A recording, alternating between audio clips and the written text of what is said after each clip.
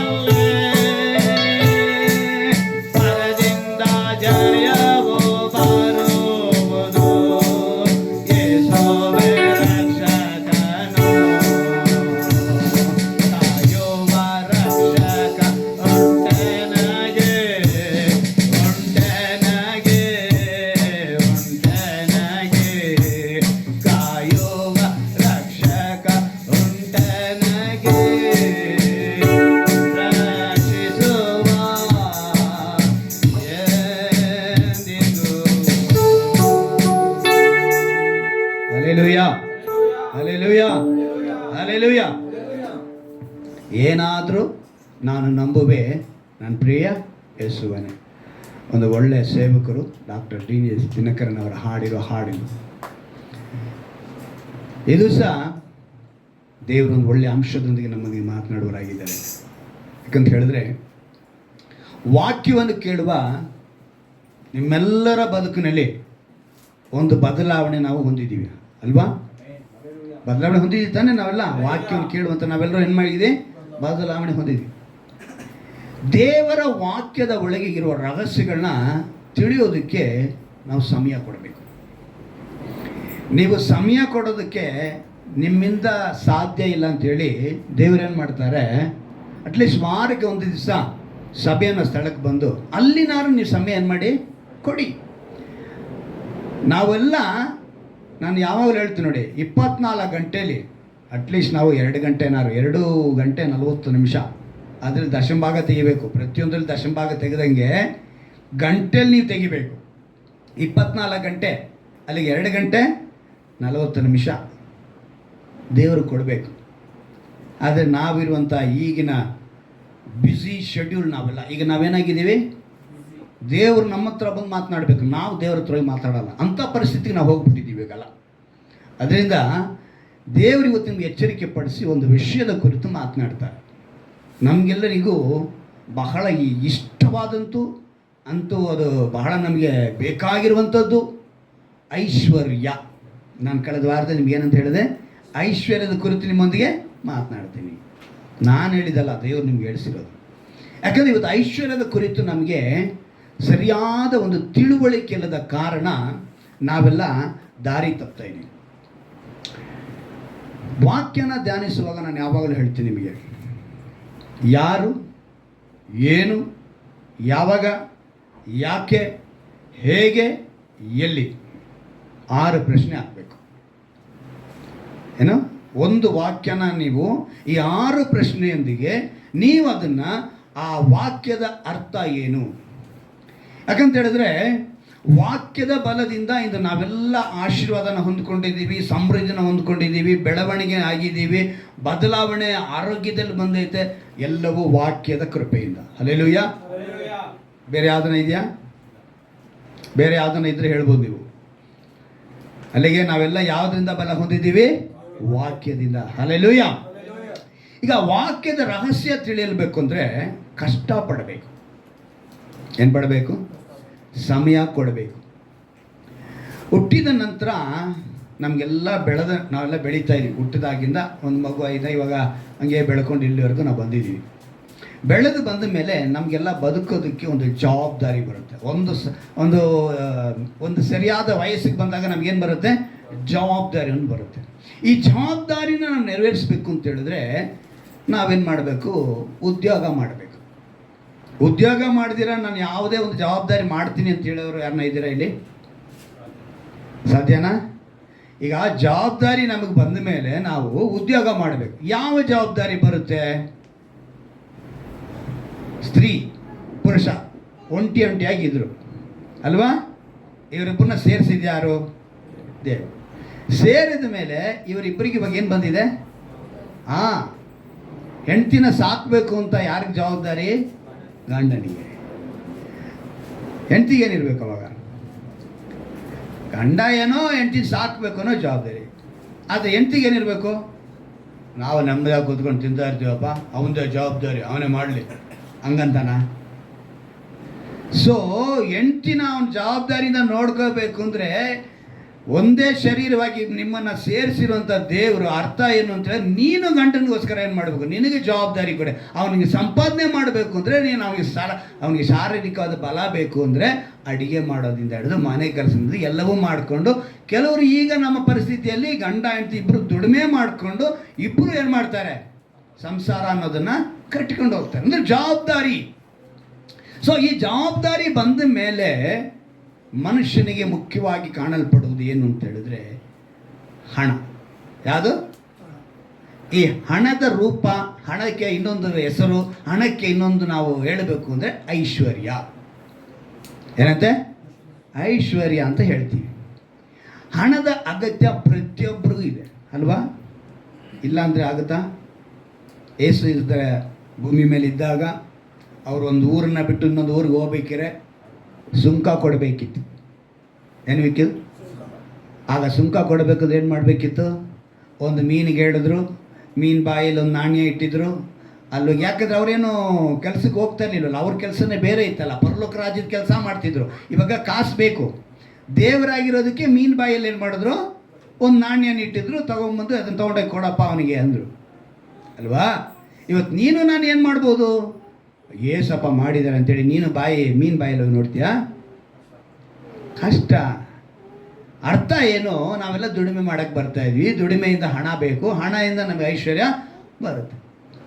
ಒಂದು ಕಾಲದಲ್ಲಿ ವಸ್ತು ಬದಲಾವಣೆ ಅಥವಾ ಪ್ರತಿಯೊಬ್ಬರು ಒಬ್ಬರಿಂದ ಒಬ್ಬರಿಗೆ ಬದಲಾವಣೆ ಮಾಡ್ಕೊಳ್ತಾ ಇದ್ರು. ಯಾವ ರೀತಿ ಅಂತ ಹೇಳಿದ್ರೆ ಚೆನ್ನಾಗಿ ತಿಳ್ಕೊಳ್ಳಿ.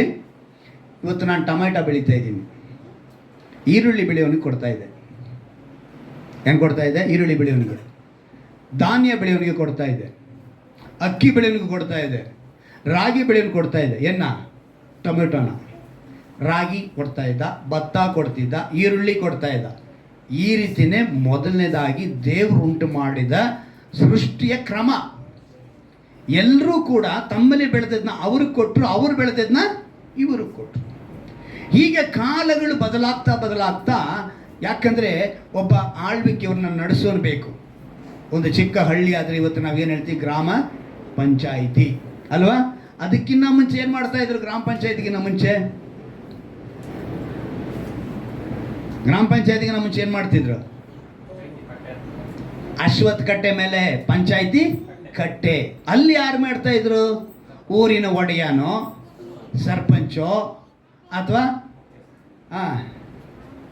ಈಗ ಸಾಹೇಬರು ಅಂತ ಕೆಲವರು ಹೇಳ್ತಾರೆ. ಏನಂತೆ ಸಾಹೇಬರು ಅನ್ನೋದು ಮುಸ್ಲಿಂ ಅವ್ರ ಪದ ಅಲ್ಲ, ಅದು ದಣಿ, ಒಡೆಯ, ನಾಯಕ, ಗೌಡ್ರು, ಸರ್ಪಂಚರು, ಪಂಚಾಯತ್ ಲೀಡ್ರು, ಹೀಗೆ ಬೆಳವಣಿಗೆ ಆಗ್ತಾ ಅದೇನಾಯಿತು, ನ್ಯಾಯವನ್ನು ತೀರಿಸುವಂಥದ್ದಾಗಿ ಹಾಗೆ ಈಗ ಒಂದು ಮೆಟ್ಲಿಗೆ ನಾವು ಬೇರೆ ಮೆಟ್ಲಿಗೆ ನಾವು ಬಂದಿದ್ದೀವಿ. ಅಂದರೆ ಪ್ರತಿಯೊಂದರಲ್ಲೂ ಬದಲಾವಣೆ ಬಂತು. ಈ ಬದಲಾವಣೆ ಬರ್ತಾ ಬರ್ತಾ ಇವ್ರು ನೋಡಿದ್ರು, ಓ ಈ ಥರ ಮಾಡಿದ್ರೆ ಪ್ರಪಂಚದಲ್ಲಿ ನಾವು ಇವಾಗ ಗ್ರಾಮ ಪಂಚಾಯತಲ್ಲಿ ನೋಡಿದ್ರು, ಅಶೋಕ್ ಕಡೆ ನೋಡಿದ್ರು, ಊರಿಗೆ ಏನಾರು ಮಾಡಬೇಕಿದ್ರೆ ದುಡ್ಡು ಬೇಕು ಅಂದರೆ ಏನು ಮಾಡೋದು, ಇದಕ್ಕೊಂದು ರೂಪ ತರೋಣ ಅಂತೇಳಿ ಆವಾಗ ಅವರು ತೀರ್ಮಾನ ಮಾಡಿದ್ದು ಮೊದಲನೇದಾಗಿ ಚರ್ಮದ ಮೇಲೆ ಅಥವಾ ಈ ಇದ್ರ ಮೇಲೆ ಬಿಲ್ಲೆಗಳ ಥರ ಮಾಡೋದು, ನಾಣ್ಯ ಥರ, ಅದೇ ಚಲಾವಣೆ ಮೊದಲನೇದಾಗಿ ಆ ಥರ ಮಾಡೋದು. ಆದರೆ ಇದು ಸರಿ ಹೋಗ್ತಿಲ್ಲ, ಇದಕ್ಕಿಂತ ನಾವೇನು ಮಾಡೋಣ, ಇನ್ನೊಂದು ಬದಲಾವಣೆ ತರೋಣ ಅಂಥೇಳಿ ಆಗ ನಾಣ್ಯದ ರೂಪಿಗೆ ಬಂತು. ಕಾಲಾಣಿ, ನಾಕಾಣಿ, ಇದೆಯಲ್ಲ ನೋಡಿದ್ದೀರಾ, ಒಂದಾಣಿ, ಎರಡಾಣಿ, ತಾಮ್ರ, ಹಿತ್ತಾಳೆ, ಕಬ್ಬಿಣ, ಇವುಗಳಲ್ಲಿ ನಾಣ್ಯನ ಸೃಷ್ಟಿ ಮಾಡೋದು. ಇವು ಕಾಲಕ್ಕೆ ಏನಾಯಿತು, ಒಂದು ಸ್ವಲ್ಪ ದಿವಸ ಬದಲಾಗ್ತಾ ಇವತ್ತು ನಾವು ಎಲ್ಲಿಗೆ ಬಂದಿದ್ದೀವಿ, ನೋಟಿಗೆ ಬಂದಿದ್ದೀವಿ ಅಲ್ವಾ. ನಮ್ಮ ದೇಶದ ನೋಟಿಗೆ ಒಂದು ಬೆಲೆ, ಬೇರೆ ದೇಶಕ್ಕೆ ಒಂದು ಬೆಲೆ, ಅವರವರ ಆರ್ಥಿಕದ ಮೇಲೆ ಆ ಬೆಲೆಗಳನ್ನ ಕಟ್ಟಿದ್ರು. ಇವತ್ತು ನಾವು ಬದಲಾವಣೆಗೆ ಇಷ್ಟು ದೂರ ಬಂದಿದ್ದೀವಿ. ಅಂದರೆ ಹಣ ಅನ್ನೋದು ಮನುಷ್ಯನಿಗೆ ಅಗತ್ಯ. ಸೊ ಈ ಅಗತ್ಯವಿರುವಂಥ ಈ ಒಂದು ಲೋಕದಲ್ಲಿ ಬದುಕೋದಕ್ಕೆ ನಮಗೆ ಅಗತ್ಯ ಇರುವಂಥ ಈ ಹಣದ ಕುರಿತು ಸತ್ಯವೇದದಲ್ಲಿ ಒಂದು ಮಾತು ಬರೆಯಲ್ಪಟ್ಟಿದೆ. ಇವತ್ತು ಅದರಿಂದ ನಾವು ಒಂದು ಒಳ್ಳೆಯ ಅಂಶವನ್ನು ತಿಳ್ಕೊಳ್ತೀವಿ. ಯಾರಾದರೂ ಮಧ್ಯದಲ್ಲಿ ಎದ್ದೋ ಹಂಗಿದ್ರೆ ಹಂಗೇ ಹೋಗ್ಬೇಡಿ, ಮತ್ತೆ ಒಳಗೆ ಬರಬೇಡಿ. ಅಂಶ ತಿಳ್ಕೋಬೇಕು, ಪೂರ್ತಿ ವಾಕ್ಯ ಕೇಳಬೇಕು ಅಂದರೆ ಕೂತ್ಕೊಂಡಿರಿ, ಇಲ್ಲ ಎದ್ದೋಗ್ತೀನಿ ಅಂದರೆ ಎದ್ದೋಗ್ಬಿಡಿ, ಮೊದಲೇ ಬರಬೇಡಿ ಒಳಗಡೆಗೆ. ಅರ್ಥ ಆಯ್ತಾ? ಸ್ಟ್ರಿಕ್ಟಾಗಿ ಹೇಳ್ತಿದ್ದೀನಿ. ಸೊ ನಾವು ದೇವರ ವಾಕ್ಯವನ್ನು ಧ್ಯಾನಿಸೋಣ. ಮತ್ತಾಯನ ಬರೆದ ಸುವಾರ್ತೆ 19ನೇ ಅಧ್ಯಾಯ. ಮಂಜು ಈ ಮಾತನ್ನು ಯಾವಾಗಲೂ ಪರಿಶುದ್ಧ ಪ್ರಾರ್ಥನೆಯಲ್ಲಿ ನಮ್ಗೆ ಹೇಳ್ತಾ ಇರೋರು. ಎಷ್ಟು ಚೆನ್ನಾಗಿ ಗಮನಿಸಿರ್ತಾರೋ ಇಲ್ವೋ, ಅವ್ರೇನೋ ಒಂದು ಕಿರಿಸ್ತಾ ಇರ್ತಾರೆ ನಿಮ್ಮ ಪಾಡಗಿಲ್ಲಿ. ಯಾಕೆ ನಾನು ಪರಿಶುದ್ಧ ಪ್ರಾರ್ಥನೆ ತುಂಬ ನೋಡ್ತೀನಿ. ನಾನು ಅದಕ್ಕೆ ಬೈಬಲ್ ಕುರಿತು ಆ ವಿಡಿಯೋ ಕಳಿಸಿದ. ಬೈಬಲ್ ಕುರಿತು ನೋಡೋದ ಮೇಲೆ ನಮಗೆ ಪರಿಶುದ್ಧ ಪ್ರಾರ್ಥನೆ ನಾವು ಯಾವ ಪ್ರಾರ್ಥನೆಯಲ್ಲಿದ್ದು ಕೂಡ ನಮ್ಗೆ ಅಸಡ್ಡೆ ಬರಲ್ಲ. ನಾನು ನಮ್ಮ ಸೇವಕರ ಜೊತೆ ಆತ್ಮೀಕ ತಂದೆ ಅಂತ ಹೇಳ್ತೀನಲ್ಲ, CJ ಸ್ಯಾಮ್ಯಲ್, ಅವ್ರ ಜೊತೆ ಸೇವೆಗೆ ಹೋಗ್ಬೇಕಿದ್ರೆ ಕಾರ್ನಲ್ಲಿ ತುಂಬ ಜನ ನಿದ್ದೆ ಮಾಡ್ಕೊಂಡು ಬರೋರು. ಏನು ಮಾಡೋರು? ನಿದ್ದೆ ಮಾಡಿಕೊಂಡು ಅವ್ರ ಜೊತೆ ನಾನು ಸೇವೆಗೆ ಹೋಗ್ಬೇಕಿದ್ರೆ ಆವಾಗ ಅವ್ರು ಹೇಳೋರು, ಎಲ್ಲರೂ ಪ್ರೇಯರ್ ಮಾಡಿ ಅಂತ. ಅವ್ರಿಗೆ ಚೆನ್ನಾಗಿ ಗೊತ್ತು, ನಮ್ಮವ್ರು ಹಿಂದ್ಗಡೆ ಬರೋ ಗೊರಕೆ ಹೊಡ್ಕೊಂಡಿದ್ದಾರೆ, ಏನು ಮಾಡಬೇಕು, ಪ್ರೇಯರ್ ಮಾಡಿ, ಆ ಮೀಟಿಂಗೋಸ್ಕರ ಪ್ರೇಯರ್ ಮಾಡಿ, ಈ ಮೀಟಿಂಗೋಸ್ಕರ ಪ್ರೇಯರ್ ಮಾಡಿ. ಏನಕ್ಕೆ ಹೇಳ್ತಾರೆ, ಒಂದು ಜಾಗಕ್ಕೆ ನಾವು ಪ್ರಾರ್ಥನೆ ಹೋಗೋದಕ್ಕೆ ನಮ್ಮಲ್ಲಿ ಸೋಂಬೇರಿತನ ಇರಬಾರ್ದು, ಅಸಡ್ಡೆ ಇರಬಾರ್ದು, ನಮಗೊಂದು ಏನಿರಬೇಕು ಹೇಳೋರು. ಅವಾಗೆಲ್ಲರೂ ಆವಾಗ ಹಾಡು ಹೇಳೋದು, ಪ್ರಾರ್ಥನೆ ಮಾಡೋದು. ಇವತ್ತು ಎಷ್ಟು ಜನ ಸಭೆಗೆ ಬರೋಕ್ಕೆ ಮುಂಚೆ ಇದೇ ರೀತಿ ಹೆಂಗಿರ್ತೀರ? ಇವಾಗೆಲ್ಲ ನಮಗೆ ಮೊಬೈಲ್ ಬಂದುಬಿಟ್ಟಿದೆ ಅಲ್ವಾ. ಸೊ ಮೊಬೈಲ್ ನೋಡ್ಕೊಂಡಿರ್ತೀವಿ, ಇಲ್ಲ ಏನಾದ್ರು ಒಂದು ಮಾಡ್ತೀವಿ. ದೇವರೊಂದಿಗೆ ಸಮಯ ಕಳ್ಕೊಂಡು ಸಭೆಗೆ ಬರ್ತೀವಿ ನಾವು. ಇಲ್ಲಿ ನೋಡಿ, ಇಲ್ಲಿ ಒಂದು ಮಾತು ಬರೆಯಲ್ಪಟ್ಟಿದೆ 19ನೇ ಅಧ್ಯಾಯದಲ್ಲಿ 24ನೇ ವಾಕ್ಯ. 23 ಓದೋಣ ಮೊದಲನೇದಾಗಿ. ಹಾಂ ಹಾಂ ಪರಲೋಕ ರಾಜ್ಯದಲ್ಲಿ. ಹಾಂ ಸಾಕು. ಈಗ ಯಾರು ಪರಲೋಕ ರಾಜ್ಯದಲ್ಲಿ ಸೇರುವುದು ಕಷ್ಟ ಅಂತ ಹೇಳಲ್ಪಟ್ಟಿದೆ? ಈಗ ಈ ಪೂರ್ತಿ ನಾನು ಓದ್ತೀನಿ, ಗಮನ ಇಟ್ಟು ಕೇಳ್ತೀನಿ. ನಂತರ ಒಂದೊಂದೇ ಬಿಡಿಸಿ ನಿಮಗೆ ಇವತ್ತು ಗಂಟು ಬಿಚ್ಚಿ ಪೂರ್ತಿ ಹೇಳ್ತೀನಿ. ಅಷ್ಟು ಅಂಶ ಇದೆ ಅದರೊಳಗಡೆ. ನಂತರ ಹೇಳಲ್ಪಟ್ಟಿದ್ದು ನೋಡಿ, ಇದನ್ನೇ ಇವರು ಪರಿಶುದ್ಧ ಪ್ರಾರ್ಥನೆ ಹೇಳೋರು ಮಂಜು. ಐಶ್ವರ್ಯವಂತನು ದೇವರ ರಾಜ್ಯದಲ್ಲಿ ಸೇರುವುದಕ್ಕಿಂತ ಒಂಟೆಯು ಸೂಜಿಯ ಕಣ್ಣಿನಲ್ಲಿ ನುಗ್ಗುವುದು ಸುಲಭ ಎಂದು ನಿಮಗೆ ತಿರುಗಿ ಹೇಳುತ್ತೇನೆ. ಯಾವ ಕಣ್ಣಲ್ಲಿ? ಸೂಜಿಯ ಕಣ್ಣಿನಲ್ಲಿ ಯಾವುದು ಹೋಗುತ್ತಂತೆ? ಒಂಟೆ. ಸುಲಭ ಅಂತ ಹೇಳ್ತಿದ್ದಾರೆ. ಸೂಜಿಯ ಕಣ್ಣಿನಲ್ಲಿ ಒಂಟೆ ನುಗ್ಗೋದು ಸುಲಭ ಅಂತೆ. ಆದರೆ ಐಶ್ವರ್ಯವಂತ ಎಲ್ಲಿ ಸೇರಕ್ಕೆ ಸಾಗಿಲ್ಲ ಅಂತ? ಪರಲೋಕ ರಾಜ್ಯದಲ್ಲಿ. ಇಲ್ಲಿ ಪರಲೋಕ ರಾಜ್ಯ ಅಂತ ಹೇಳುವಾಗ ನೀವು ತನ್ನಾಗಿ ತಿಳ್ಕೋಬೇಕು, ಪರಲೋಕಕ್ಕೆ ನಾವು ಹೋಗಿ ಸ್ವರ್ಗ ಸೇರ್ತೀವಿ ಅನ್ನೋ ಆ ಮಾತಲ್ಲ ಅರ್ಥ. ದೇವರು ಮತ್ತಾಯನ ಬರೆಸುವ ಅರ್ಥದಲ್ಲಿ 6ನೇ ಅಧ್ಯಾಯದಲ್ಲಿ 33ನೇ ವಾಕ್ಯದ ಹೇಳಿದ್ದಾರೆ, ಮೊದಲು ನಾವು ಯಾವುದನ್ನು ಹುಡುಕಬೇಕು? ದೇವರ. ಈಗ ದೇವರ ರಾಜ್ಯನ ಹುಡುಕಬೇಕು ಅಂತೇಳಿ ಅದೇ 6ನೇ ಅಧ್ಯಾಯದಲ್ಲಿ ನಮಗೆ ಒಂದು ಪರಲೋಕದ ಪ್ರಾರ್ಥನೆ ಹೇಳ್ಕೊಟ್ಟಿದ್ದಾರೆ. ನಮ್ಮ ಪರಲೋಕದಲ್ಲಿರುವ ನಮ್ಮ ತಂದೆಯೇ, ನಿಮ್ಮ ನಾಮ ಪರಿಶುದ್ಧಗೊಳಿಸಲ್ಪಡಲಿ, ನಿನ್ನ ರಾಜ್ಯವು ಎಲ್ಲಿಗೆ? ಇಲ್ಲಿ ಯಾವುದು? ಪರಲೋಕ ರಾಜ್ಯವು ಬರಲಿ, ನಿನ್ನ ನಾಮ ಪರಿಶುದ್ಧವೆನಿಸಲ್ಪಡಲಿ. ರಾಜ್ಯವು ಬರಲಿ ಅಂತ ಹೇಳಿದ್ರೆ ಆ ರಾಜ್ಯ ಎಲ್ಲಿದೆ ಅಂತ ಹೇಳಿದ್ರೆ ಸಭೆ. ಹಲ್ಲೆಲೂಯಾ. ಪರಲೋಕ ರಾಜ್ಯ ಅಂತ ಹೇಳಿದ್ರೆ ಸಭೆ. ಯಾವುದು? ಒಬ್ಬ ಐಶ್ವರ್ಯವಂತನು ಸಭೆ ಒಳಗೆ ಬಂದು ಅವನು ನೆಮ್ಮದಿಯಾಗಿ ವಾಸ ಮಾಡೋದಕ್ಕೆ ಆಗೋದಿಲ್ಲ ಅಂತ. ಯಾಕಂದರೆ ಅವನ ನೆನಪುಗಳು, ಅವನ ಚಿಂತನೆಗಳು, ಅವನ ಆಲೋಚನೆಗಳು ಬಹಳ ವ್ಯತ್ಯಾಸವಾಗಿರುತ್ತೆ.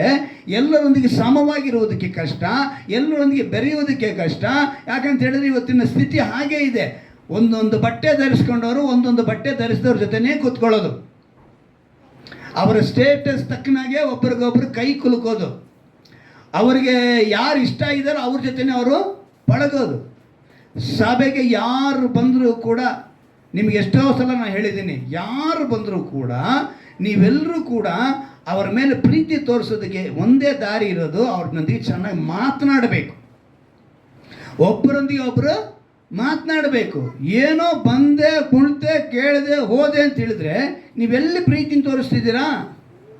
ಸಭೆ ಒಳಗೆ ಬಂದಾಗ ನಾವೆಲ್ಲರೊಂದಿಗೆ ಏನು ಮಾಡಬೇಕು? ಚೆನ್ನಾಗಿ ಮಾತನಾಡಬೇಕು. ಅದು ಹೊಸಬರು ಬಂದರೆ ಖಂಡಿತವಾಗಲೂ ಅವರನ್ನು ನೀವು ಸಂತೋಷ ಪಡುವಂತೆ. ರಾಮಮೂರ್ತಿನ ಸಭೆಯಲ್ಲಿರುವಂಥ ಪಾಲ್ನಾಥ್, ಭೋಜನಾಥ್ ಅಂತ ಅವ್ರ ಹೆಸರು, ಹಳೆ ಹೆಸರು, ಅವರು ಪಾಲ್ನಾಥ್ ಆಗಿ ಬದಲಾದರು. ಅವರು ಬರೋದಕ್ಕೆ ಸಭೆಗೆ ಬರೋದಕ್ಕೆ ಕಾರಣನೇ ಇದೊಂದೇ ಒಂದು ಅಂಶ.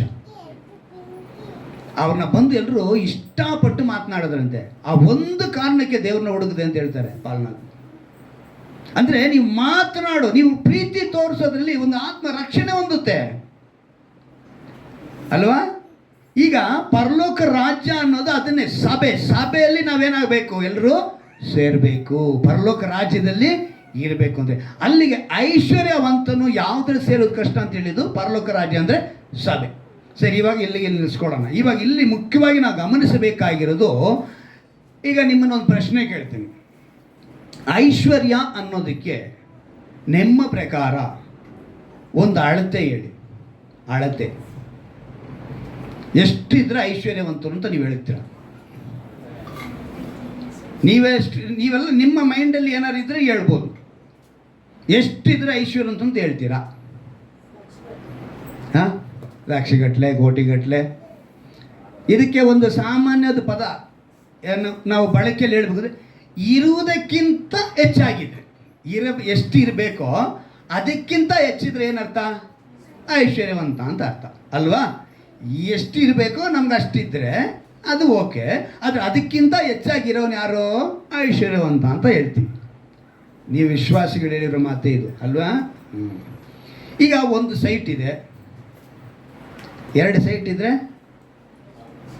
ಐಶ್ವರ್ಯವಂತಾನೆ ಅಲ್ವಾ? ಒಂದು ಒಡವೆ ಇದೆ, 4-5 ಒಡವೆ ಇದ್ದರೆ ಐಶ್ವರ್ಯವಂತಾನೆ ಅಲ್ವಾ? ಈಗ ನೀವು ಹೇಳಿದ್ರೆ 1 ಗಾಡಿ, 2 ಗಾಡಿ, ಕುರಿ, ಮೇಕೆ, ದನ, ಹಸು ಇವೆಲ್ಲ ಲೆಕ್ಕ ಮಾಡ್ಕೊಂಡು ಹೋದರೆ ಈಗ ನಾವು ಯಾರಾಗಿದ್ದೀವಿ? ಐಶ್ವರ್ಯವಂತರು.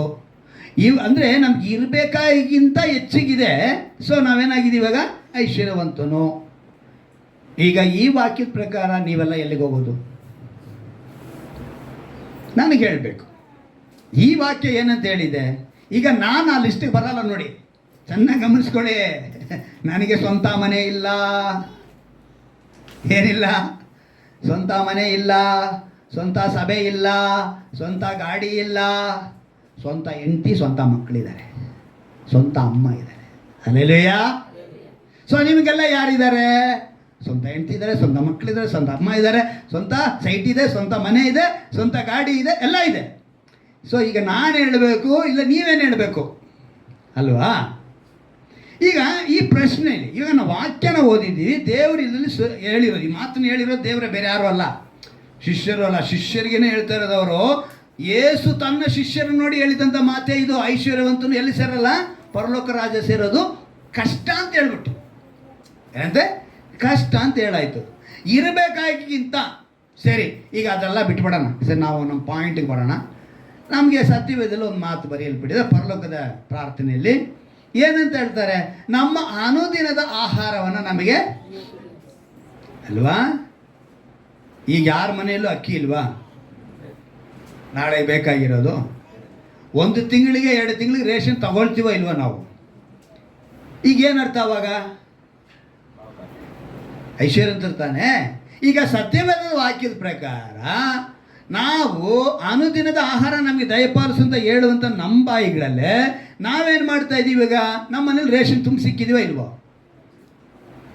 ಆಗ ಈ ವಾಕ್ಯನ ಹೇಗೆ ತಗೊಳ್ಬೇಕು ನಾವು? ಹೇಗೆ ಯೋಚನೆ ಮಾಡ್ತೀರಾ? ಈ ವಾಕ್ಯದ ರಹಸ್ಯ ಏನು, ಅರ್ಥ ಏನು? ಐಶ್ವರ್ಯವಂತನಂದು ಹೇಳೋದಕ್ಕೆ ಈಗ ಒಬ್ಬರಿಂದ ಒಬ್ರು ಹೇಳಕ್ಕೆ ಹೋಗ್ತೀನಿ ಇಟ್ಕೊಳ್ಳಿ. ಒಂದು ಅಳತೆ ಅಂತ ಮಾಡೋಕ್ಕೆ ಹೋದರೆ ಸಾಧ್ಯನೇ ಇಲ್ಲ. 10 ರೂಪಾಯಿ ಇರೋನು 1000 ರೂಪಾಯಿ ನೋಡೋನು ಹೇಳ್ತಾನೆ ಸಾವುಕಾರ ಅಂತಾನೆ. 1000 ಇರೋನು 10,000 ಹೇಳ್ತಾನೆ. 10,000 ಇರೋನು ಲಕ್ಷ ಇರೋನು ಹೇಳ್ತಾನೆ. ಲಕ್ಷ ಇರೋನು ಕೋಟಿ ಇರೋನು ಹೇಳ್ತಾನೆ. ಸೊ ಈ ಎಲ್ಲರೂ ಕೂಡ ಈಗ ಐಶ್ವರ್ಯಂತ ಲಿಸ್ಟ್ಗೆ ಹೋಗ್ತಾರೆ. ಒಬ್ಬರಿಂದ ಒಬ್ಬರಿಗೆ ಐಶ್ವರ್ಯಂತಾಗಿ ನಾವು ಇರ್ತೀವಿ. ಈಗ ಯಾರನ್ನು ಐಶ್ವರ್ಯ ಹೇಳಬೇಕು? ಯಾರನ್ನ ಐಶ್ವರ್ಯ ಅಂತ ಹೇಳೋದು? ಈಗ 10 ರೂಪಾಯಿ ಇದ್ದವನು 1000 ರೂಪಾಯಿಗೆ ಹೇಳ್ತಾನೆ, 1000 ಇರೋನು ಲಕ್ಷ ಹೇಳ್ತಾನೆ, ಲಕ್ಷ ಇರೋನು ಕೋಟಿಗೆ ಹೇಳ್ತಾನೆ, ಕೋಟಿ ಇರೋನು ಮೇಲ್ಗಡೆ ಹೇಳ್ತಾನವ. ಈಗ ಇವನು ಯಾರಿಗೆ ಹೇಳೋದು? ಯಾರಿಗೆ ಹೇಳೋದು? ಯಾರಿಗೆ ಐಶ್ವರ್ಯವಂತ ಅಂತ ಹೇಳೋದು? ಅದಕ್ಕೇನೆ ನಾನು ಹೇಳೋದು, ಒಂದು ವಾಕ್ಯನ ಧ್ಯಾನ ಮಾಡುವಾಗ 6 ಅಂಶದಲ್ಲಿ ಬರಬೇಕು. ಬಂದಿಲ್ಲ ಅಂತ ಹೇಳಿದ್ರೆ ನಾವು ಕಷ್ಟ. ಈಗ ಒಂದೊಂದು ಉದಾಹರಣೆ ಹೇಳ್ತೀನಿ. ದೇವರು ಒಂದು ಕಡೆ ಹೇಳ್ತಾರೆ, ನಿನಗೆ 2 ಬಟ್ಟೆ ಇದ್ದರೆ ಏನಂತ ಹೇಳಿದ್ರು ಅಲ್ವಾ? ಈಗ ನಾವು ಯಾರು 2 ಬಟ್ಟೆಗಿಂತ ಕಡಿಮೆ ಇದೀವ ಮೇಲಿದ್ದೀವ?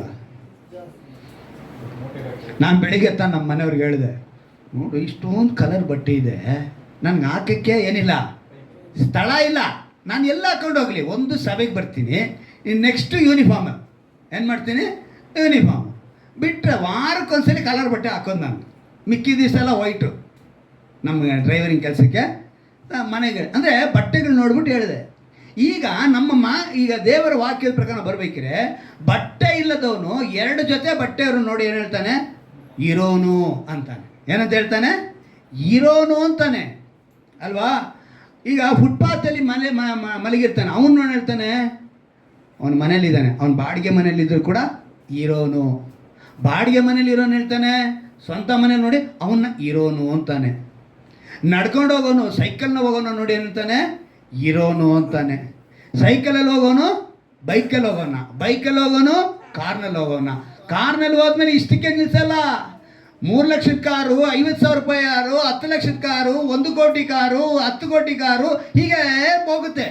ಸೊ ಒಬ್ಬರಿಂದ ಒಬ್ಬರಿಗೆ ಹೀಗೆ ಹೋಗ್ತಾ ಇದ್ರೆ ಐಶ್ವರ್ಯವಂತರ ಲಿಸ್ಟು ಹೋಗ್ತಾನೆ ಇರುತ್ತೆ. ಅಲ್ಲಿಗೆ ಸತ್ಯವೇದ ಹೇಳುವಂಥ ಐಶ್ವರ್ಯವಂತನು ಯಾರು?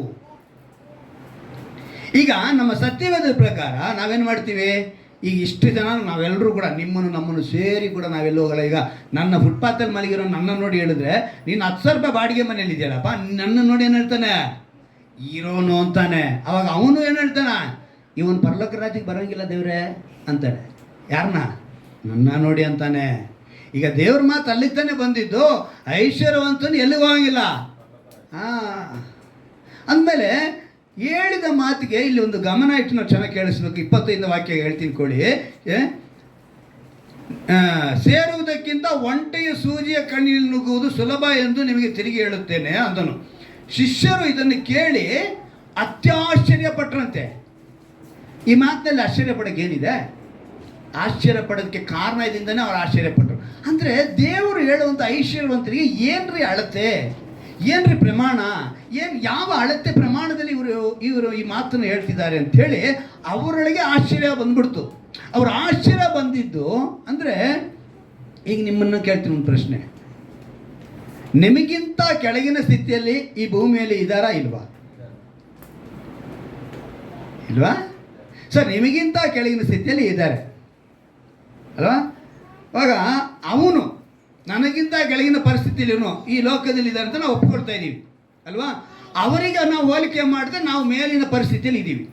ಯಾರೋ ಈ ಲೋಕದಲ್ಲಿ ನಮಗಿನ್ನ ಕೆಳಗಿನ ಸ್ಥಿತಿಯನ್ನು ನಾವು ನೋಡಿದ ಮೇಲೆ ನಾವು ಈಗ ಅವರಿಗಿಂತ ಮೇಲಾಗಿ ಕಾಣುವಾಗ ನಾವು ಐಶ್ವರ್ಯವಂತಕ್ಕೆ ಬರ್ತೀವಿ. ಹಾಗಿರುವಾಗ ಈಗ ನಾವು ಐಶ್ವರ್ಯವಂತ ಆದಮೇಲೆ ಈಗ ನೋಡಿ, ಅವರೆಲ್ಲ ಸೇರಿಕೊಂಡು ನಮಗೇನೋ ಕೆಳಗಿನ ಸ್ಥಿತಿಯಲ್ಲಿರೋರು ಅವ್ರು ನೋಡಿ ದೇವ್ರನ್ನ ನೋಡಿ, ಏಸಪ್ಪ ನಿನ್ನ ಮಾತಿನ ಪ್ರಕಾರ ನಾವು ಕೇಳ್ತಾ ಇದ್ದೀವಿ. ಇವರು ಮೊನ್ನೆ ತಾನೇ ಬರ್ತ್ಡೇ ಮಾಡಿದ್ರು, ದೊಡ್ಡ ಪಾರ್ಟಿ ಮಾಡಿದ್ರು. ದೇವರೇ, ಪಾರ್ಟಿ ಮಾಡಿ ದೊಡ್ಡ ಕೇಕ್ ಕಟ್ ಮಾಡಿದ್ರು. ಏನಂತೆ ದೊಡ್ಡ ಕೇಕ್ ಕಟ್ ಮಾಡಿದ್ರು. ಕೇಕ್ ಮಾಡಿ ಹಂಗೆ ಬಿಟ್ರ ದೇವರೇ, ನಾವು ಮನೆಗೆ ಸಗಣಿ ಸಾರಿಸ್ಕೊಂಡು ಮಲಗಿದ್ದೀವಿ, ಇವರಾದರೂ ಮುಖಕ್ಕೆ ಕೇಕ್ನೇ ಸಾರಿಸ್ಕೊಂಡ್ರು. ಏನಂತ ಹೇಳ್ತಾನೆ? ಇವಾಗ ಅದೇ ತಾನೇ ಟ್ರೆಂಡು. ಬರ್ತ್ಡೇಗೆ ಕೇಕ್ ತಿನ್ನಲ್ವಂತೆ. ಕೇಕ್ ತಗೊಂಡು ಏನು ಮಾಡಬೇಕು? ಮುಖಕ್ಕೆ ಬಳಸಬೇಕು, ಸಾರಬೇಕು. ಹಚ್ಚೋದೇ ಇವಾಗ ಒಂದು ಟ್ರೆಂಡು ಕೇಕು ಅಲ್ವಾ? ಅವರೇನು ಹೇಳಿದ್ದಾರೆ, ನನಗೆ ತಿನ್ನೋಕ್ಕೆ ಅನ್ನ ಇಲ್ಲ, ಆದರೆ ಇವರು ಕೇಕ್ ಮಾಡಿ ಮುಖಕ್ಕೆಲ್ಲ ಉಜ್ಕೊಂಡು ಬಿರಿಯಾನಿ ಮಾಡ್ಕೊಂಡು ತಿಂದರು. ದೇವರೇ, ಇವರು ಪರಲೋಕ ರಾಜ್ಯ ಸೇರೋದು ನಾನು ಒಪ್ಕೊಳ್ಳಲ್ಲ ಅಂತ ಹೇಳ್ದ ಅಂತ ಇಟ್ಕೊಳ್ಳಿ. ಇವಾಗ ನಮ್ಮ ಮೇಲೆ ಈಗ ದೇವ್ರು ಯಾರ ಮಾತು ಕೇಳಬೇಕು? ಆ ಕೆಳಗಿನ ಪರಿಸ್ಥಿತಿಯಲ್ಲಿ ಮಾತು ಕೇಳಬೇಕೋ ಬೇಡವೋ? ಈಗ ನಾವು ಸತ್ಯವೇದದ ಪ್ರಕಾರ ಈಗ ಈ ಐಶ್ವರ್ಯವಂತನು ಯಾರು ಅಂತೇಳಿ ನಾವು ತಿಳ್ಕೊಳ್ಳೋದು ಅಲ್ವಾ? ನೋಡಿ, ಈ ವಿಷಯವನ್ನು ಯೇಸು ಕ್ರಿಸ್ತನ ಪ್ರಸ್ತಾಪಿಸಲು ಕಾರಣ ಏನು ಅಂತ ಹೇಳಿ ಮೇಲೆ ಒಂದು ಘಟನೆ ನಡೆಯುತ್ತೆ. ಆ ಅಧ್ಯಾಯದಲ್ಲಿ ನಾವು ಗಮನಿಸ್ತೀವಿ. 19ನೇ ಅಧ್ಯಾಯದಲ್ಲಿ 16ನೇ ವಾಕ್ಯದಲ್ಲಿ ನೋಡ್ತೀವಿ. ನೋಡಿ, ಆಗ ಒಬ್ಬನು ಬಂದು ಆತನನ್ನು, ಬೋಧಕನೇ, ನಾನು ನಿತ್ಯ ಜೀವವನ್ನು ಪಡೆಯಬೇಕಾದ್ರೆ ಏನು ಒಳ್ಳೆ ಕಾರ್ಯವನ್ನು ಮಾಡಬೇಕು ಎಂದು ಕೇಳಲಾಗಿ. ಏನಂತೆ? ಏನು ಒಳ್ಳೆ ಕಾರ್ಯ ಮಾಡಬೇಕು ಅಂತ ಕೇಳ್ತಾರೆ. ಒಂದು ಘಟನೆ ನಡೀಇದೆ. ಇವಾಗ ಈ ವಾಕ್ಯನ ನಾನು ಧ್ಯಾನಿಸುವಾಗ ಇದರಲ್ಲಿ ದೇವರ ಉದ್ದೇಶ ಏನು, ಯಾರು ಯಾರಿಗೆ, ಯಾವಾಗ, ಯಾಕೆ, ಹೇಗೆ, ಏನು, ಎಲ್ಲಿ ಅಂಥೇಳಿ ನಾನು ಪರಿಶೀಲನೆ ಮಾಡಿದೆ. ಈ ಪರಿಶೀಲನೆ ಮಾಡಿ ದೇವರ ಬಳಿ ಕೇಳ್ತೀನಿ, ವಾಕ್ಯದಿಂದ ನಾನು ಬಲ ಹೊಂದಬೇಕು, ಏನು ಮಾಡಬೇಕಪ್ಪ ತಿಳಿಸು ಅಂತ ಕೇಳ್ತೀನಿ, ಬೇಡ್ತೀನಿ, ಧ್ಯಾನಿಸ್ತಾ ಇರ್ತೀನಿ, ಓದ್ತಾ ಇರ್ತೀನಿ, ಕೇಳ್ತಾ ಇರ್ತೀನಿ, ಪ್ರಾರ್ಥಿಸ್ತಾನೇ ಇರ್ತೀನಿ. ಸುಲಭವಾಗಿ ನನಗೆ ಈ ವಾಕ್ಯದ ಅರ್ಥ ಸಿಗಲ್ಲ. ಸೊ ದೇವರೊಂದಿಗೆ ನಾನೇನು ಮಾಡಬೇಕು? ಸಮಯ ಕಳಿಬೇಕು. ಈಗ ಮನೆಗೆ ಹೋದ್ಮೇಲೆ ಮಕ್ಕಳು ಅವ್ರ ತಾಯಿ ಹತ್ರ, ಅಮ್ಮ ಊಟ ಹಾಕಮ್ಮ ಅಂತಾರೆ. ಅಂದರೆ ಏನರ್ಥ? ಊಟ ಹಾಕೊಂಡಿದ ತಕ್ಷಣ ಅಮ್ಮ, ಈಗ ಅಮ್ಮ ಊಟ ಹಾಕ್ಬೇಕಂದ್ರೆ ಏನು ಮಾಡಬೇಕು? ಈಗ ನಾನು ನಿಮ್ಗೆ ಊಟ ಹಾಕ್ಬೇಕಂದ್ರೆ ನಾನೇನು ಮಾಡಬೇಕು? ಅಡಿಗೆ. ಸೊ ಅಡಿಗೆ ಅಂದರೆ ಏನು? ನಾನು ಪ್ರಿಪೇರ್ ಆಗಬೇಕು. ನಾನು ಪ್ರಿಪೇರ್ ಹಾಕಿದ್ರೇ ನಿಮಗೆ ನಾನು ಊಟ ಕೊಡೋದಕ್ಕೆ. ಆತ್ಮಿಕವಾದ ಆಹಾರ, ಮನುಷ್ಯ ರೊಟ್ಟಿ ತಿಂದ್ರೆ ಮಾದಕ್ಕೆ ಬದುಕುವುದಿಲ್ಲ, ದೇವರ ಬಾಯಿಂದ ಹೊರಡೋ ಪ್ರತಿಯೊಂದು ಮಾತನ್ನು ಬದುಕುತ್ತಾನೆ ಅಂತ ಹೇಳಬೇಕಂದ್ರೆ ನಾನು ಕುಳಿತುಕೊಂಡು ಒಂದು ವಾರ ಅಡುಗೆ ಮಾಡಿದ್ರೇ ಈ ದಿವಸ ಬಂದು ನಿಮ್ಗೆ ವಾಕ್ಯ ಕೊಡೋದಕ್ಕೆ ಸಾಧ್ಯ. ನೀವು ಅಂದ್ಕೋಬೋದು ಈಸಾಗಿ ತಗೊಂಬಂದು ಏನೋ ಹೇಳ್ಬಿಟ್ಟು ಹೋಗ್ಬಿಡ್ತಾರೆ ಅಂತೇಳಿ. ಖಂಡಿತವಾಗ್ಲೂ ಸಾಧ್ಯ ಇಲ್ಲ ನನ್ನಿಂದ. ನಾನು ಕೆಲಸದ ಮಧ್ಯದಲ್ಲಿ ಅವಾಗ ನಿಮ್ಗೆ ಹೇಳೋದಕ್ಕೆ ಕಾರಣ ಅದೇನೆ. ಕೆಲಸದ ಮಧ್ಯದಲ್ಲಿ ಏನಕ್ಕೆ ಅದನ್ನು ಹೇಳ್ತೀನಿ ಅಂತ ಹೇಳಿದ್ರೆ, ಹೆಮ್ಮೆಗೋಸ್ಕರನೋ ನಾನು ತುಂಬ ಮೇಲಿದ್ದೀನೋ ಅಂತ ಹೇಳೋದಕ್ಕಲ್ಲ. ಅಂಥ ಪರಿಸ್ಥಿತಿಯಲ್ಲೂ ದೇವರೊಂದಿಗೆ ಬಾಳೋದು ಕಷ್ಟ ಅಂತ ಹೇಳಿ ನೀವು ಇದ್ದು ಬಿಡಬಾರ್ದು. ಅಂಥ ಪರಿಸ್ಥಿತಿಯಲ್ಲೂ ಕೂಡ ದೇವರೊಂದಿಗೆ ಬಾಳಬೇಕು, ದೇವರೊಂದಿಗೆ ಸಮಯ ಕಳಿಬೇಕು. ನನ್ನ ಹತ್ರ ಪಕ್ಕದಲ್ಲಿ ಕುಳಿತುಕೊಳ್ಳುವ ಡ್ರೈವರ್ಗಳು ಹೊಲಸು ಮಾತುಗಳು, ಅಸಹ್ಯ ಮಾತುಗಳು ಅಥವಾ ಏನೋ ಒಂದು ಡೈಲಾಗ್ಗಳು ನನ್ನ ಕಿವಿಗೆ ಬೀಳ್ತಾನೇ ಇರ್ತವೆ. ಸಿನಿಮಾ ಹಾಡುಗಳು ಬೀಳ್ತವೆ. ನನ್ನ ಗಾಡಿಯಲ್ಲಿ ಕುಳಿತುಕೊಂಡಿದ್ದ ತಕ್ಷಣ ಮ್ಯಾನೇಜರ್ಗಳು ಅವರೆಲ್ಲ ಏನು ಮಾಡ್ತಾರೆ? ಸಿನಿಮಾ ಹಾಡು ಹಾಕ್ತಾರೆ ಅಲ್ವಾ? ಪರಿಸ್ಥಿತಿ ನಮ್ಮ ಸುತ್ತಲೂ ಹೇಗೆ ಬೇಕಾದ್ರೂ ಇರ್ಬೋದು, ಆದರೆ ನಾವೇನಾಗಿರಬೇಕು? ದೇವರೊಳಗೆ ವಾಸ ಮಾಡಬೇಕು. ಆ ರೀತಿಯಾಗಿ ವಾಸ ಮಾಡಬೇಕು ಅಂತ ಹೇಳಿದ್ರೆ, ಯೋಹಾನ ಬರೆದ ಸುವಾರ್ತೆಯಲ್ಲಿ ಒಂದು ಮಾತು ಬರೆಯಲ್ಪಟ್ಟಿದೆ. 7ನೇ ಅಧ್ಯಾಯದಲ್ಲಿ, ಯೋಹಾನನ ಬರೆದ ಸುವಾರ್ತೆ 7ನೇ ಅಧ್ಯಾಯ 37ನೇ ವಾಕ್ಯವನ್ನು ಗಮನಿಸುವಾಗ, ಈ ಜಾತ್ರೆಯ ಮಹಾದಿವಸವಾದ ಕಡೇ ದಿನದಲ್ಲಿ ಯೇಸು ನಿಂತುಕೊಂಡರು. ಯಾವನಿಗಾದರೂ ನೀರಡಿಕೆಯಾಗಿದ್ದರೆ ಅವನು ನನ್ನ ಬಳಿಗೆ ಬಂದು ಕುಡಿಯಲಿ. ನೀರಡಿಕೆ ಅಂದರೆ ದಾಹ ಇರಬೇಕು. ವಾಕ್ಯದ ದಾಹ ನಿಮಗಿತ್ತು ಅಂತ ಹೇಳಿದ್ರೆ ನೀವೆಲ್ಲಿಗೆ ಬರ್ತೀರಾ? ದೇವರೇನು ಹೇಳ್ತಾರೆ? ನನ್ನ ಬಳಿಗೆ ಬಂದು ಕುಡಿಯಲಿ ಅಂತ ಹೇಳ್ತಾರೆ. ನೀವೇನು ಮಾಡಬೇಕು? ಅವಾಗ ವಾಕ್ಯದ ಮೇಲೆ ದಾಹ ಬಂದಾಗ ನೀವು ವಾಕ್ಯನ ಕೇಳಕ್ಕೆ ಹೋಗ್ತೀರಾ. ವಾಕ್ಯನ ಕೇಳಕ್ಕೆ ಹೋದ್ಮೇಲೆ ಅವ್ರು ಹೇಳ್ತಾರೆ, ನನ್ನನ್ನು ನಂಬಿದವನ ಹೊಟ್ಟೆಯೊಳಗಿಂದ ಶಾಸ್ತ್ರದಲ್ಲಿ ಹೇಳಿರುವ ಪ್ರಕಾರ ಜೀವಕರವಾದ ನೀರಿನ ಹೊಳೆಗಳು ಹರಿಯುವುವು. ಹಲ್ಲೆಲೂಯಾ. ಏನು ಹರಿಯುತ್ತಂತೆ? ಜೀವಕರವಾದ ನದಿ ಹೊಳೆ ಥರ ಹರಿಯುತ್ತೆ. ಹರಿಯುವುದಂತ ಹೇಳಿದ್ಬಣಿ, ಹರಿಯುವುದು ಕೂಗಿಲು. ಇದನ್ನು ಯೇಸು ತನ್ನನ್ನು ನಂಬಿದವರು ಹೊಂದಲಿರುವ ಪವಿತ್ರಾತ್ಮ ವರ. ನೀವು ಯಾವಾಗ ವಾಕ್ಯ ಕೇಳಬೇಕು ಅಂತೇಳಿ ದಾಹದಿಂದ ಅವರ ಹತ್ರ ಬರ್ತೀರೋ, ಆತನು ಜೀವಕರ ನದಿಯಾಗಿ ಪವಿತ್ರಾತ್ಮನು ನಿಮ್ಮ ಒಳಗೆ ಹರಿತಾನೆ. ಅವ ಹರಿಯುವಾಗ ನೀವೇನು ಮಾಡ್ತೀರಾ? ದೇವರ ವಾಕ್ಯದ ರಹಸ್ಯನ ತಿಳಿದುಕೊಳ್ಳೋದಕ್ಕೆ ಸಾಧ್ಯ. ಹಣ, ಚಿನ್ನ ಏನೇ ನಮಗಿದ್ರೂ ಕೂಡ ನಮಗೆ ದೇವರು ಅದನ್ನು ಇಟ್ಕೋಬೇಡಿ ಅಂತ ಹೇಳಿಲ್ಲ, ಆಯ್ತಾ? ದೇವರು ಏನು ಹೇಳ್ತಾರೆ? ಇವಾಗ ನಿಮ್ಮ ಹತ್ರ ಬಂದು ಯಾರಾದರೂ ಬಂದ್ಬಿಟ್ಟು ಮತವಾದಿಗಳು ಬಂದು, ಮತೋನ್ವಾದಿಗಳು ಅಂತಾರಲ್ಲ, ದೇವರು ನಮ್ಮದೇ ಇರೋ ಮತೋನ್ವಾದಿಗಳು ಅಂತ ಹೇಳಿದ್ರೆ ಕ್ರೈಸ್ತರನ್ನು ವಿರೋಧಿಸುವವರು, ಅಂದರೆ ಸತ್ಯವೇದ ವಾಕ್ಯಕ್ಕೆ ವಿರೋಧವಾಗಿ ಇರುವವರು ಬಂದು, ಇನ್ನು ಅನೇಕರ ಮತವಾದಿಗಳು ಹೇಳ್ತಾರೆ ಈ ವಾಕ್ಯದ ರಹಸ್ಯ ತಿಳಿಯದೆ ಕ್ರೈಸ್ತರು ಪರಲೋಕ ಸೇರೋದಕ್ಕೆ ಸಾಧ್ಯ ಇಲ್ಲ ಅಂತ ವಾದ ಮಾಡ್ತಿದ್ದಾರೆ.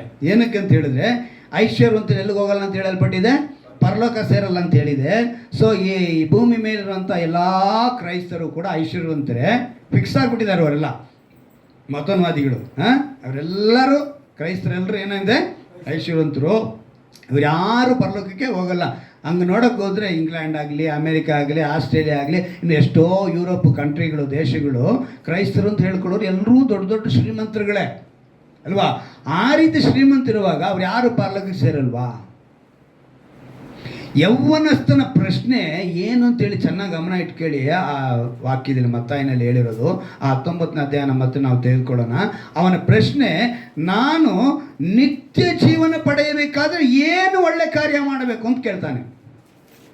ಯೇಸು ಭೂಮಿ ಮೇಲೆ ಜನಿಸೋದಕ್ಕೆ ಕಾರಣನ ಇದನ್ನು ಚೆನ್ನಾಗಿ ತಿಳ್ಕೊಳ್ಳಿ. ಅವನೇನಂತ ಕೇಳಿದ್ದು? ನಿತ್ಯ ಜೀವ. ನೋಡ್ರಿ, ಯೇಸು ಭೂಮಿ ಮೇಲೆ ಹುಟ್ಟ ಕಾರಣ ಏನು? ತಂದೆಯಾದ ದೇವರು ಯೇಸು ಕ್ರಿಸ್ತನ ಕಳಿಸೋದಕ್ಕೆ ಕಾರಣ ಏನು? ಈ ಲೋಕದ ಮೇಲೆ ಎಷ್ಟೋ ಪ್ರೀತಿನಿಟ್ಟು ತನ್ನ ಒಬ್ಬನೇ ಕುಮಾರನಾದ ಯೇಸು ಕ್ರಿಸ್ತನ ನಂಬುವನು ಪ್ರತಿಯೊಬ್ಬರು ಏನು ಮಾಡಬೇಕು? ನಿತ್ಯ ಜೀವ ಹೊಂದಬೇಕು ಅಂತಾನೆ ಭೂಮಿ ಮೇಲೆ ಕಳಿಸಿದ್ದು. ಈಗ ನೀವೆಲ್ಲ ಹೋಗಿ ನಿಮ್ಮ ಮನೆಗೆ ಹೋದ್ಮೇಲೆ ನಿಮ್ಮ ಚಿಕ್ಕ ಚಿಕ್ಕ ವಯಸ್ಸು ಫೋಟೋಗಳು ತೆಕ್ಕೊಳ್ಳಿ. ಯಾವ ವಯಸ್ಸು ಫೋಟೋ?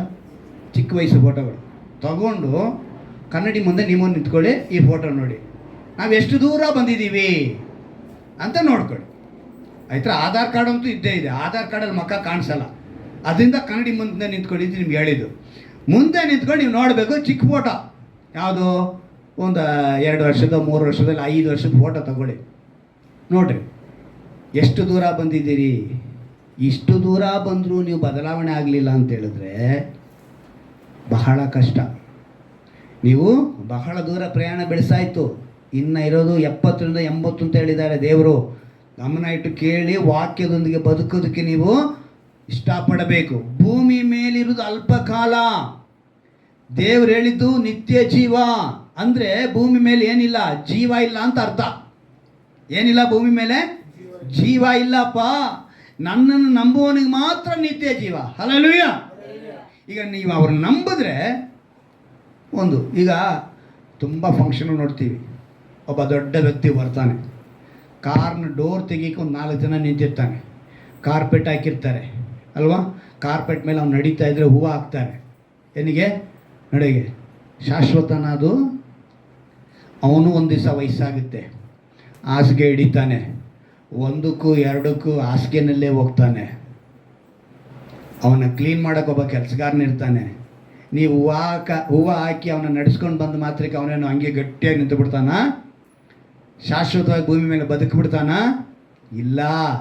ಎಷ್ಟೇ ಐಶ್ವರ್ಯ ಇದ್ದರೂ ಕೂಡ ಯಾವುದೂ ಅವ್ರ ಜೊತೆಗೆ ಬರಲ್ಲ. ಅವಾಗ ತಿಳಿದಂಥ ನಾವು ಏನು ಮಾಡಬೇಕು? ಇಲ್ಲಿ ಮುಖ್ಯ ವಿಷಯ ಏನು? ದೇವರು ಈ ಮಾತನ್ನು ಹೇಳೋದಕ್ಕೆ ಕಾರಣ ಏನು? ಯಾಕಂದರೆ ನಮ್ಮ ಹೃದಯ ಕಳವಳಗೊಳ್ಳದೆ ಇರಬೇಕು ಅಂತೇಳಿ ದೇವರು ಹೇಳಿದ್ರೆ, ನಾನು ಹೋಗಿ ಮತ್ತೆ ಬರ್ತೀನಿ, ನಿಮಗೋಸ್ಕರ ಏನು ಮಾಡ್ತೀನಿ, ಸ್ಥಳನ ಸಿದ್ಧ ಮಾಡಿ ಬರ್ತೀನಿ. ದೇವ್ರು ಹೇಳಿದ ಮಾತಿನ ಅರ್ಥ ಅದೇ. ನಮಗೆ ಎಲ್ಲಿಗೂ ಏನು ಕೊಡಬೇಕು? ನಿತ್ಯ ಜೀವ ಕೊಡಬೇಕು ಅಂತ. ನಿತ್ಯ ಜೀವ ಕೊಡಬೇಕು ಅಂತಲೇ ಅವರು, ನೀವು ಆ ವಾಕ್ಯನ ಮನೇಲಿ ಹೋದ್ರಿ, ಯೋಹಾನ ಬರೆದ ಸುವಾರ್ತೆ 14ನೇ ಅಧ್ಯಾಯದ 1ರಿಂದ 3 ವಾಕ್ಯದವರೆಗೂ ಓದಿ ನೋಡಿ. ಹೃದಯವು ಕಳವಳಗೊಳ್ಳದೆ ಇರಲಿ, ದೇವರನ್ನು ನಂಬಿರಿ, ನನ್ನನ್ನು ನಂಬಿರಿ. ನಾನು ನಿಮಗೋಸ್ಕರವಾಗಿ ಬಿಡಾರಗಳನ್ನ ಕಟ್ತಾ ಇದ್ದೀನಿ. ನಾನು ಬಂದು ನಿಮ್ಮನ್ನೇನು ಮಾಡ್ತೀನಿ, ಮತ್ತೆ ಕರ್ಕೊಂಡು ಹೋಗ್ತೀನಿ, ನಿತ್ಯ ಜೀವ ಕೊಡ್ತೀನಿ ಅಂತ ಹೇಳ್ತಾರೆ. ದೇವರು ಹೇಳಿದ ಮಾತು ನಿತ್ಯ ಜೀವ ಪಡೆಯಲು ಏನು ಮಾಡಬೇಕು ಅಂತ ಹುಡುಗ ಕೇಳಿದ ತಕ್ಷಣ ಯೇಸು ಕ್ರಿಸ್ತನಿಗೆ ಎಷ್ಟು ಸಂತೋಷವಾಗಿರುತ್ತೆ ಅಂತ ಹೇಳಿದ್ರೆ, ಯಾಕಂತ ಹೇಳಿದ್ರೆ ಅಷ್ಟುವರೆಗೂ ಯೇಸು ಕ್ರಿಸ್ತನ ಬಳಿ ಬಂದವರೆಲ್ಲ, ಬೋಧಕನೇ ನನ್ನ ಮಗಳಿಗೆ ದೆವ್ವ ಹಿಡಿದಿದೆ ಬಿಡಿಸು, ಬೋಧಕನೇ ನನ್ನ ಮಗಳು ಸಾಯ್ತಾ ಇದ್ದಾಳೆ ಬದುಕಿಸು, ಬೋಧಕನೇ ನನ್ನ ಆಳು ಸ್ವಸ್ಥವಾಗಬೇಕು ಸ್ವಸ್ಥ ಮಾಡು, ಬೋಧಕನೇ ನನ್ನ ರೋಗದಿಂದ ಗುಣಪಡಿಸು, ಬೋಧಕನೇ ನನಗೆ ಸಮಸ್ಯೆ ಇದೆ, ಬೋಧಕನೇ ನನಗೆ ದೃಷ್ಟಿ ಇಲ್ಲ, ಬೋಧಕನೇ ನನಗೆ ಅದು ಇಲ್ಲ, ಬೋಧಕನೇ ಇದಿಲ್ಲ ಅಂತ ಹೇಳಿದ್ರೆ ಹೊರತು ಯಾರೂ ಬಂದು ಬೋಧಕನೇ ನಿತ್ಯ ಜೀವ ಪಡೆಯಲು ಏನು ಮಾಡಬೇಕು ಅಂತ ಕೇಳಲೇ ಇಲ್ಲ. ಕೇಳಿದವನ ಒಬ್ಬ ಈ ಯೌವನಸ್ಥ. ಹಲ್ಲೆಲೂಯಾ. ನಾನು ತುಂಬ ಅದನ್ನ ಆ ವಾಕ್ಯ ಓದ್ಬೇಕಾದ್ರೆ ನನಗೆ ಆಶ್ಚರ್ಯ ಆಗ್ತಾ ಇದೆ. ಬರೀ ಶಿಷ್ಯರು ಆಶ್ಚರ್ಯಪಟ್ಟಿದ್ದಲ್ಲದೆ ನಾನು ಯೋಚನೆ ಮಾಡಿದೆ, ಏನಪ್ಪ ಇದು, ಈ ಯೌವನಸ್ಥ ಆಗಿನ ಸಮಯದಲ್ಲಿ ಅವನು ನೀತಿವಂತನೇ, ಅವನು ಉತ್ತಮನೇ. ಯಾಕಂತ ಹೇಳಿದ್ರೆ ಅವನೇನು ಕೇಳ್ತಿದ್ದಾನೆ, ಪ್ರಶ್ನೆ ಏನು ಕೇಳ್ತಿದ್ದಾನೆ, ನಾನು ನಿತ್ಯ ಜೀವ ಪಡಿಬೇಕು ಅಂದರೆ ಈಗಿನ ಯೌವನಸ್ಥರಿಗಿಂತ ಆ ಕಾಲದಲ್ಲಿ ಅವನು ಉತ್ತಮನೇ, ಒಳ್ಳೆ ಯೌವನಸ್ಥನೇ. ಈ ಒಂದು ವಾಕ್ಯನ ಬೇಸ್ ಮಾಡಿ ಒಬ್ಬ ಸೇವಕರು ಒಂದು ಮಾತನ್ನು ಹೇಳಿದ್ದಾರೆ ಒಂದು ಪುಸ್ತಕದಲ್ಲಿ. ಏನಂತ ಹೇಳಿದ್ದಾರೆ ಅಂತ ಹೇಳಿದ್ರೆ, ಆ ಯೌವನಸ್ಥನ ಕುರಿತು ಅವರೊಂದು ವಿಷಯನ ತಿಳಿಸಿದ್ದಾರೆ. ಒಬ್ಬ ಯೌವನಸ್ಥ ತಾನು ವಿದ್ಯಾಭ್ಯಾಸ ಮುಗಿಸಿ ಕೆಲಸಕ್ಕೆ ಹೋಗ್ತಾನೆ. ಕೆಲಸದಲ್ಲಿ ಮೊದಲನೇ ಸಂಬಳ ತೊಗೊತಾ ಇದ್ದಾನೆ. ತಗೊಂಡಿದ್ದ ತಕ್ಷಣ ಸೀದಾ ಮನೆಗೆ ಬಂದು ಅವ್ರ ತಾಯಿ ಕೊಡ್ತಾ ಇದ್ದಾನೆ, ಅಮ್ಮ ಸಂಬಳ ತಗೋ ಅಂತ. ಅವ್ರ ತಾಯಿ ಒಂದು ಪ್ರಶ್ನೆ ಕೇಳ್ತಾರೆ, ಯಾಕೋ 4 ಕಾಸು ಬಂದಿದ್ದ ತಕ್ಷಣ ನಿನಗೆ ಅಷ್ಟೊಂದು ಗ್ರೇಡ್ ಆಯಿತಾ, ನಿಮ್ಮ ಅಪ್ಪನ ಕೈ ಕೊಡೋಗು, ಏನು ನನ್ನ ಕೈ ಕೊಡ್ತಿದ್ದೆ ಅಂತ ಅವ್ರ ಅಮ್ಮ ಹೇಳಿದ್ರು. ಆಗ ಯೌವನಸ್ಥ ಹೇಳಿದಂತೆ, ಅಮ್ಮ ಇವತ್ತಿನವರೆಗೂ ಅಪ್ಪನ ಹತ್ರ ನಾನು ಪೆನ್ಸಿಲ್ ಕೊಡಿಸು, ಬುಕ್ ಕೊಡಿಸು, ಬಟ್ಟೆ ಕೊಡಿಸು, ನನಗೆ ಸೈಕಲ್ ಕೊಡಿಸು, ನನಗೆ ಕಾಲೇಜ್ ಫೀಸ್ ಕಟ್ಟು, ಅದು ಕಟ್ಟು ಇದು ಕಟ್ಟು ಅಂತ ಹೇಳಿ ಗಾಡಿ ಕೊಡಿಸು ಅನ್ನೋವರೆಗೂ ನಾನು ಅಪ್ಪನ ಹತ್ರ ಹೋಗಿ ಕೈ ಹಿಂಗೆ ಚಾಚ್ತಾ ಇದ್ನಮ್ಮ. ಈಗ ನಾನು ಸಂಬಳ ಕೊಟ್ಟರೆ ನಮ್ಮ ಅಪ್ಪನ ಕೈ ಏನಾಗುತ್ತಮ್ಮ, ನಮ್ಮ ಅಪ್ಪನ ಕೈ ಆ ರೀತಿ ಬರೋಕ್ಕೆ ನನಗೆ ಇಷ್ಟ ಇಲ್ಲಮ್ಮ. ನಾನು ಯಾವತ್ತೂ ನಮ್ಮ ಅಪ್ಪನ ಕೈ ಏನಾಗಿರಬೇಕು, ಹೀಗೆ ಇರಬೇಕು ಅಂಥೇಳಿ ಆ ಯೌವನಸ್ಥ ಹೇಳ್ತಾನಂತೆ. ಯಾಕಂತ ಹೇಳಿದ್ರೆ ದೇವ್ರು ಏನು ಹೇಳಿದ್ರು ಅವನಿಗೆ ಅಂಥೇಳಿ ನಾವು ವಾಕ್ಯದ ಮೇಲೆ ನೋಡಿದ್ರೆ ಅವನೇನು ಮಾಡ್ತಾನೆ, ಒಳ್ಳೆಯವನು ಒಬ್ಬನೇ, ಆದರೆ ಜೀವದಲ್ಲಿ ಸೇರಬೇಕೆದ್ದಿದ್ದರೆ ದೇವರ ಆಜ್ಞೆಗಳಿಗೆ ಸರಿಯಾಗಿ ನಡೆದುಕೋ ಅಂತ ಹೇಳಿದಕ್ಕೆ ಅವು ಯಾವುವು ಎಂದು ಕೇಳಲು, ನರಹತ್ಯ ಮಾಡಬಾರದು, ವ್ಯಭಿಚಾರ ಮಾಡಬಾರದು, ಕದಿಯಬಾರದು, ಸುಳ್ಳು ಸಾಕ್ಷಿ ಹೇಳಬಾರದು, ನಿನ್ನ ತಂದೆ ತಾಯಿಗಳನ್ನು ಸನ್ಮಾನಿಸಬೇಕು. ಆ ಮಾತನ್ನ ಬೇಸಿಕ್ಕಾಗಿ ಇಟ್ಕೊಂಡು ಆ ಸೇವಕರು ಆ ಯೌವನಸ್ಥನ ಕುರಿತು ಲೆಕ್ಕ ಮಾಡಿ ಹೇಳ್ತಿದ್ದಾರೆ. ಅಂದರೆ ಆ ಯೌವನಸ್ಥ ತನ್ನ ತಂದೆ ತಾಯಿಗಳನ್ನ ಈ ರೀತಿಯಾಗಿ ಗೌರವಿಸಿರ್ಬೋದು, ತಂದೆ ತಾಯಿಗಳನ್ನ ಅವನು ಉತ್ತಮ ಸ್ಥಾನದಲ್ಲಿ ಅವನು ಇಟ್ಕೊಂಡಿರ್ಬೋದು. ಅದರಿಂದ ಈ ವಾಕ್ಯದ ಪ್ರಕಾರ ಅವನೇನಾಗಿದ್ದಾನೆ, ಉತ್ತಮನೇ. ಅಂದರೆ ಈಗ ಈ ವಾಕ್ಯದಲ್ಲಿ ಹೇಳುವ ಪ್ರಕಾರ, ಈಗ 21ನೇ ವಾಕ್ಯದಲ್ಲಿ ಹೇಳ್ತಾರೆ ದೇವರು, ಅವನೇನು ಹೇಳ್ತಾನೆ, ಆ ಯೌವನಸ್ಥನು ಆತನ ಇವೆಲ್ಲಕ್ಕೂ ಸರಿಯಾಗಿ ನಡೆದುಕೊಂಡಿದ್ದಾನೆ ಅಂತ ಹೇಳ್ಬಿಟ್ಟ. ಅವನೇನಂತ ಹೇಳ್ತಿದ್ದಾನೆ, ನಾನು ಇವೆಲ್ಲ ಸರಿಯಾಗಿ ಮಾಡಿಬಿಟ್ಟಿದ್ದೀನಪ್ಪ. ಎಷ್ಟು ಗ್ಯಾರಂಟಿಯಾಗಿ ಹೇಳ್ತಾ ಇದ್ದಾನೆ ನೋಡಿ ದೇವರ ಹತ್ರ ಅವನು. ಆ ಯೌವನಸ್ಥನ ಗ್ರೇಟ್ ಅನ್ನೋದು ಅದಕ್ಕೆ ಅವನು ಉತ್ತಮನೇ ಅಂತ ಹೇಳೋದಕ್ಕೆ ಕಾರಣ. ದೇವ್ರು ಹೇಳಿದಾಗ ಅವನೇನಂತ ಹೇಳ್ದ, ನಾನು ನಡ್ಕೊಂಡ್ಬಿಟ್ಟಿದ್ದೀನಪ್ಪ ಆ ರೀತಿ ಅಂತ ಹೇಳ್ತಾನೆ. ನಂತರ ಅವನು ಹೇಳ್ತಿದ್ದ ನೋಡಿ, ಕಡಿಮೆ ಆಗಿರಬಹುದು ಆ ಯೌವನಸ್ಥನು ಆತನು ಇವೆಲ್ಲಕ್ಕೂ ಸರಿಯಾಗಿ ನಡೆದುಕೊಂಡು ಇನ್ನೇನು ಕಡಿಮೆ ಇರು ಅಂತ ಕೇಳಲು ಯೇಸುವನಿಗೆ, ನೀನು ಸಂಪೂರ್ಣನಾಗಬೇಕು ಅಂದರೆ ಏನಂತೆ, ಸಂಪೂರ್ಣನಾಗಬೇಕು ಅಂತ ಹೇಳಿದ್ರೆ ಹೋಗಿ ನಿನ್ನ ಆಸ್ತಿಯನ್ನು ಮಾರಿ ಬಡವರಿಗೆ ಕೊಡು, ಪರಲೋಕದಲ್ಲಿ ನಿನಗೆ ಎಲ್ಲಿರುತ್ತಂತೆ. ಎಲ್ಲಿ ಮಾರಿದ್ರೆ ಎಲ್ಲಿ ಸಂಪತ್ತಿದೆಯಂತೆ, ಭೂಮಿ ಮೇಲೆ ಮಾರಿದ್ರೆ ಪರಲೋಕದಲ್ಲಿ ಸಂಪತ್ತಿದೆಯಂತೆ. ಹಂಗೆ ಹೇಳಿದ ತಕ್ಷಣ ಆ ಯೌವನಸ್ಥನು ಬಹಳ ಆಸ್ತಿ ಉಳ್ಳವನಾಗಿದ್ದ. ಅಲ್ಲಿಗೆ ಈ ವಿಷಯ ಕಟ್ಟಾಗೋಯ್ತು, ಈ ವಿಷಯ. ಆಮೇಲೆ ಆ ಯೌವನಸ್ಥ ಏನಾದ, ರಕ್ಷಣೆ ಹೊಂದದ್ನ, ಪರಲೋಕ ರಾಜ್ಯಕ್ಕೆ ಬಂದ, ಇದೆಲ್ಲ ಸತ್ಯದಲ್ಲಿ ಬರೆಯಲ್ಪಟ್ಟಿಲ್ಲ. ಈಗ ನಮಗೆ ಬೇಕಾಗಿರೋದು ಯೇಸು ಕ್ರಿಸ್ತನು ಈ ಮಾತನ್ನು ಅವನಿಗೆ ಹೇಳೋದಕ್ಕೆ ಕಾರಣ ಏನು. ಐಶ್ವರ್ಯವಂತನು ಅಂತ ಹೇಳಿದ್ರೆ ಇವತ್ತು ಪರಲೋಕ ರಾಜ್ಯ ಸೇರಲ್ವಾ, ಇದು ತಿಳ್ಕೊಬೇಕಲ್ವಾ. ಈ ಒಂದು ಘಟನೆ ನಡೀತು. ಈ ಘಟನೆ ನಡೆದಾಗ ಅಂದರೆ ಈಗ ಪ್ರಶ್ನೆ, ನನ್ನನ್ನು ಯಾರನ್ನಾದ್ರು ಬಂದ್ಬಿಟ್ಟು ನೀನು ಮತ್ತೊಂದು ಅದಿಂತ ಇಟ್ಕೊಳ್ಳೋಣ, ನೀನು ಬೈಬಲ್ನ ಹಿಂಬಾಲಿಸ್ತೀಯಾ, ಹೌದು. ವಾಕ್ಯನ ಹಿಂಬಾಲಿಸ್ತೀಯಾ, ಹೌದು. ಇದೇ ಪ್ರಶ್ನೆ ನಿಮ್ಮನ್ನು ಕೇಳ್ತಾರೆ ಅಂತ ಇಟ್ಕೊಳ್ಳೋಣ. ವಾಕ್ಯನ ಹಿಂಬಾಲಿಸ್ತೀರಾ, ಯೇಸುನ ಹಿಂಬಾಲಿಸ್ತೀರಾ, ಏನು ಹೇಳ್ತೀರಾ, ಹೌದು ಅಂತ ಹೇಳ್ತೀರಾ. ಸೊ ಈ ವಾಕ್ಯದ ಪ್ರಕಾರ ನೀನೀಗ ನಿನ್ನ ಆಸ್ತಿನ ಮಾರಿ ಯಾರು ಹಿಂಬಾಲಿಸ್ಬೇಕು ಅಂತ ಹೇಳ್ತಾನೆ? ಮಾರ್ಬಿಡ್ತೀರಾ? ಈಗ ಮತೋನ್ವಾದಿ ಕೆಲಸನೇ ಅದು. ಅವನು ದೇವರಿಗೆ ವಿರೋಧವಾಗಿ ಮಾತನಾಡದೆ ಅವನ ಕೆಲಸ. ಯಾರೋ ಒಬ್ರು ಬಂದರು ನಿಮ್ಮನ್ನು ಇದೆಲ್ಲ ಪ್ರಶ್ನೆ ಕೇಳಿ ನಿಮ್ಮ ಆಸ್ತಿನ ಮಾರಿ ನೀವು ಹಿಂಬಾಲಿಸ್ಬೇಕ್ರಿ, ಈ ವಾಕ್ಯದ ಪ್ರಕಾರ ನಡೀತೀನಿ ಅಂತ ಹೇಳಿದ್ರೆ ಅಂತ ನಿಮ್ಮ ಹತ್ರ ಪ್ರಶ್ನೆ ಹಾಕಿದ್ರೆ ನೀವೇನು ಹೇಳ್ತೀರಾ? ಮನೆ ಮಾರ್ಬಿಡ್ತೀರಾ? ಜಮೀನು ಮಾರ್ಬಿಡ್ತೀವಾ? ಹೇಳ್ಬೇಕು. ಈಗ ಏನು ಮಾಡ್ತೀರಾ ಹೇಳಿ? ಈ ಪ್ರಶ್ನೆ ನಿಮ್ಮ ಹತ್ರ ಬಂದಿದೆ ಬಾ ಇವಾಗ. ಈಗ ಅದೇ ಪ್ರಶ್ನೆ ನನ್ನ ಹತ್ರ ಬಂದೈತೆ ಅಂತ ಇಟ್ಕೊಳ್ಳೋಣ. ನಾನು ಏನು ಮಾಡ್ತಿದ್ದೆ ಅಂತ ಹೇಳ್ತೀನಿ. ಈಗ ನನ್ನ ಹತ್ರ ಬಂದೈತೆ, ನನ್ನ ಕೇಳ್ದ, ನೀನು ಕ್ರಿಶ್ಚಿಯನ? ಹೌದು ಕ್ರೈಸ್ತನೇ. ವಾಕ್ಯ ಹಿಂಬಾಲಿಸ್ತೀಯಾ? ಹೌದು ಹಿಂಬಾಲಿಸ್ತೀನಿ. ಯೇಸು ಹಿಂಬಾಲಿಸ್ತೀಯಾ? ಹೌದು ಹಿಂಬಾಲಿಸ್ತೀನಿ. ಈ ವಾಕ್ಯನ ಹೇಳ್ತಾನೆ, ನೀನು ಸಂಪತ್ತನ್ನು ಮಾರಿ ನೀನು ಏನು ಮಾಡಬೇಕು? ಆವಾಗ ನಾನು ಅವ್ನಿಗೆ ಹೇಳ್ತೀನಿ ಗೊತ್ತಾ, ಸಂಪತ್ತನ್ನ ಮಾರ್ತೀನಪ್ಪ. ಓಕೆ ರೈಟ್, ನಾನು ಹೇಳೋದು ಸಂಪತ್ತನ್ನ ಮಾರ್ತೀನಿ. ಈಗ ಅವನು ಅಲ್ಲಿ ಸಂಪತ್ತನ್ನು ಮಾರಿ ದೇವರೇನು ಹೇಳಿದ್ರು? ನನ್ನನ್ನು. ಈಗ ನಾನು ಕೇಳ್ತೀನಿ ಅವನ್ನ, ಯೇಸುವನ್ನು ತೋರಿಸ್ತೀನಿ. ಏನಂತ ಹೇಳ್ತೀನಿ? ಶಾರೀರಿಕವಾಗಿ ಅವತ್ತು ಯೇಸು ಇದ್ರಪ್ಪ ಯೌವನಸ್ಥನ ಮುಂದೆ. ಯೌವನಸ್ಥನಿಗೆ ಹೇಳಿದ್ರು ನೀನು ಮಾರ್ಬಿಟ್ಟು ನನ್ನ ಹಿಂದೆ ಬಾ ಅಂತ ಹೇಳಿದ್ರು. ಶಾರೀರಿಕವಾಗಿ ಅವರು ನಿಂತಿದ್ದಾರಲ್ಲಿ. ಇವತ್ತು ನನಗೆ ಬೇಕಯ್ಯ ಯೇಸು, ನಿಲ್ಲಿಸು, ಬರ್ತೀನಿ ನಾನು ಅಂತೀನಿ. ಇದು ನಾನು ಹೇಳುವಂಥ ಮಾತು. ನನಗೆ ಗಮನ ಇಟ್ಟು ತಿಳ್ಕೊಳ್ಳಿ. ಹಂಗಾದರೆ ಈಗ ನಾವು ಏನು ಮಾಡಬೇಕು? ಯಾಕೆ ಈ ರೀತಿ ಹುಳ ಬಿಡ್ತಾ ಇದ್ದೀರಾ ಪಾಸ್ಟರ್? ನಮಗೆ ತುಂಬ ಕನ್ಫ್ಯೂಷನ್ ಮಾಡ್ತೀರಾ ಅಂತ ಅನ್ಕೊತಿದ್ದೀರಾ? ಆ ಯೌವನಸ್ಥನಿಗೆ ಹೇಳಿದ ಮಾತು ಮಾತ್ರನೇ ಇದು. ಚೆನ್ನಾಗಿ ಅದಕ್ಕೆ ಹೇಳಿದ್ದು. ಯಾರು, ಯಾವಾಗ, ಯಾಕೆ, ಎಲ್ಲಿಯೇ, ಕಾರಣ ಇದೆಲ್ಲ ತಿಳ್ಕೋಬೇಕು. ಸತ್ಯವೇದ ವಾಕ್ಯಗಳನ್ನ ಎಲ್ಲ ತೆಗೆದುಕೊಂಡು ನಮಗೆ ಅಪ್ಲೈ ಮಾಡ್ಕೊಳ್ಳೋ ಹಾಗಿಲ್ಲ. ತುಂಬ ವಿಷಯಗಳನ್ನು ಸಂದರ್ಭಕ್ಕೆ ತಕ್ಕ ಹಾಗೆ ನಾವು ಅದನ್ನು ಧ್ಯಾನ ಮಾಡಿ ತಿಳ್ಕೋಬೇಕು. ಇದಕ್ಕೆ ನೆಕ್ಸ್ಟ್ ದೇವರ ಐಶ್ವರ್ಯ ಕುರಿತು ಬಹಳ ಇದರಲ್ಲಿ ರಹಸ್ಯನ ಇಟ್ಟಿದ್ದಾರೆ ಅಂತ ಹೇಳಿದ್ರೆ ನಾವು ಅದನ್ನು ತಿಳ್ಕೋಬೇಕು.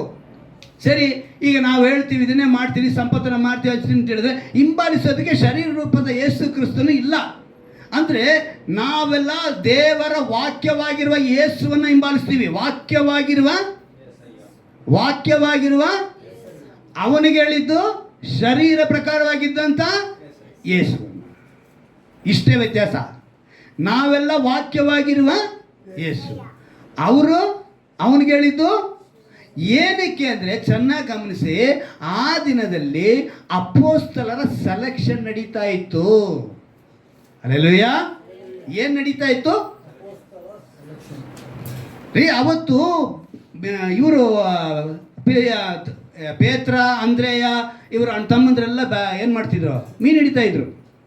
ದೇವ್ರೇನು ಮಾಡಿದ್ರು? ಅಲ್ಲಿ ಹೋದ್ರು, ಇವರು ಬಲೆ ಬೀಸ್ತಾ ಇದ್ದಾರೆ, ಬಲೆ ತೊಳಿತಾ ಇದ್ದಾರೆ. ದೇವ್ರು ಹೇಳಿದ್ರು, ಬರ್ರಪ್ಪ ಈ ಕಡೆ.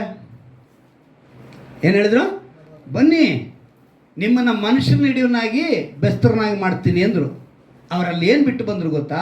ನೀವು ಆ ವಾಕ್ಯದಲ್ಲಿ ನೋಡಿ, ಬಲೆಯನ್ನು ಬಿಟ್ಟು ಬಂದ್ರಂತೆ, ತಂದೆಯನ್ನು ಬಿಟ್ಟು ಬಂದರು ಅಂತ ಹೇಳಲ್ಪಟ್ಟಿದೆ. ಯಾರನ್ನ ಬಿಟ್ಟು ಬಂದ್ರಂತೆ?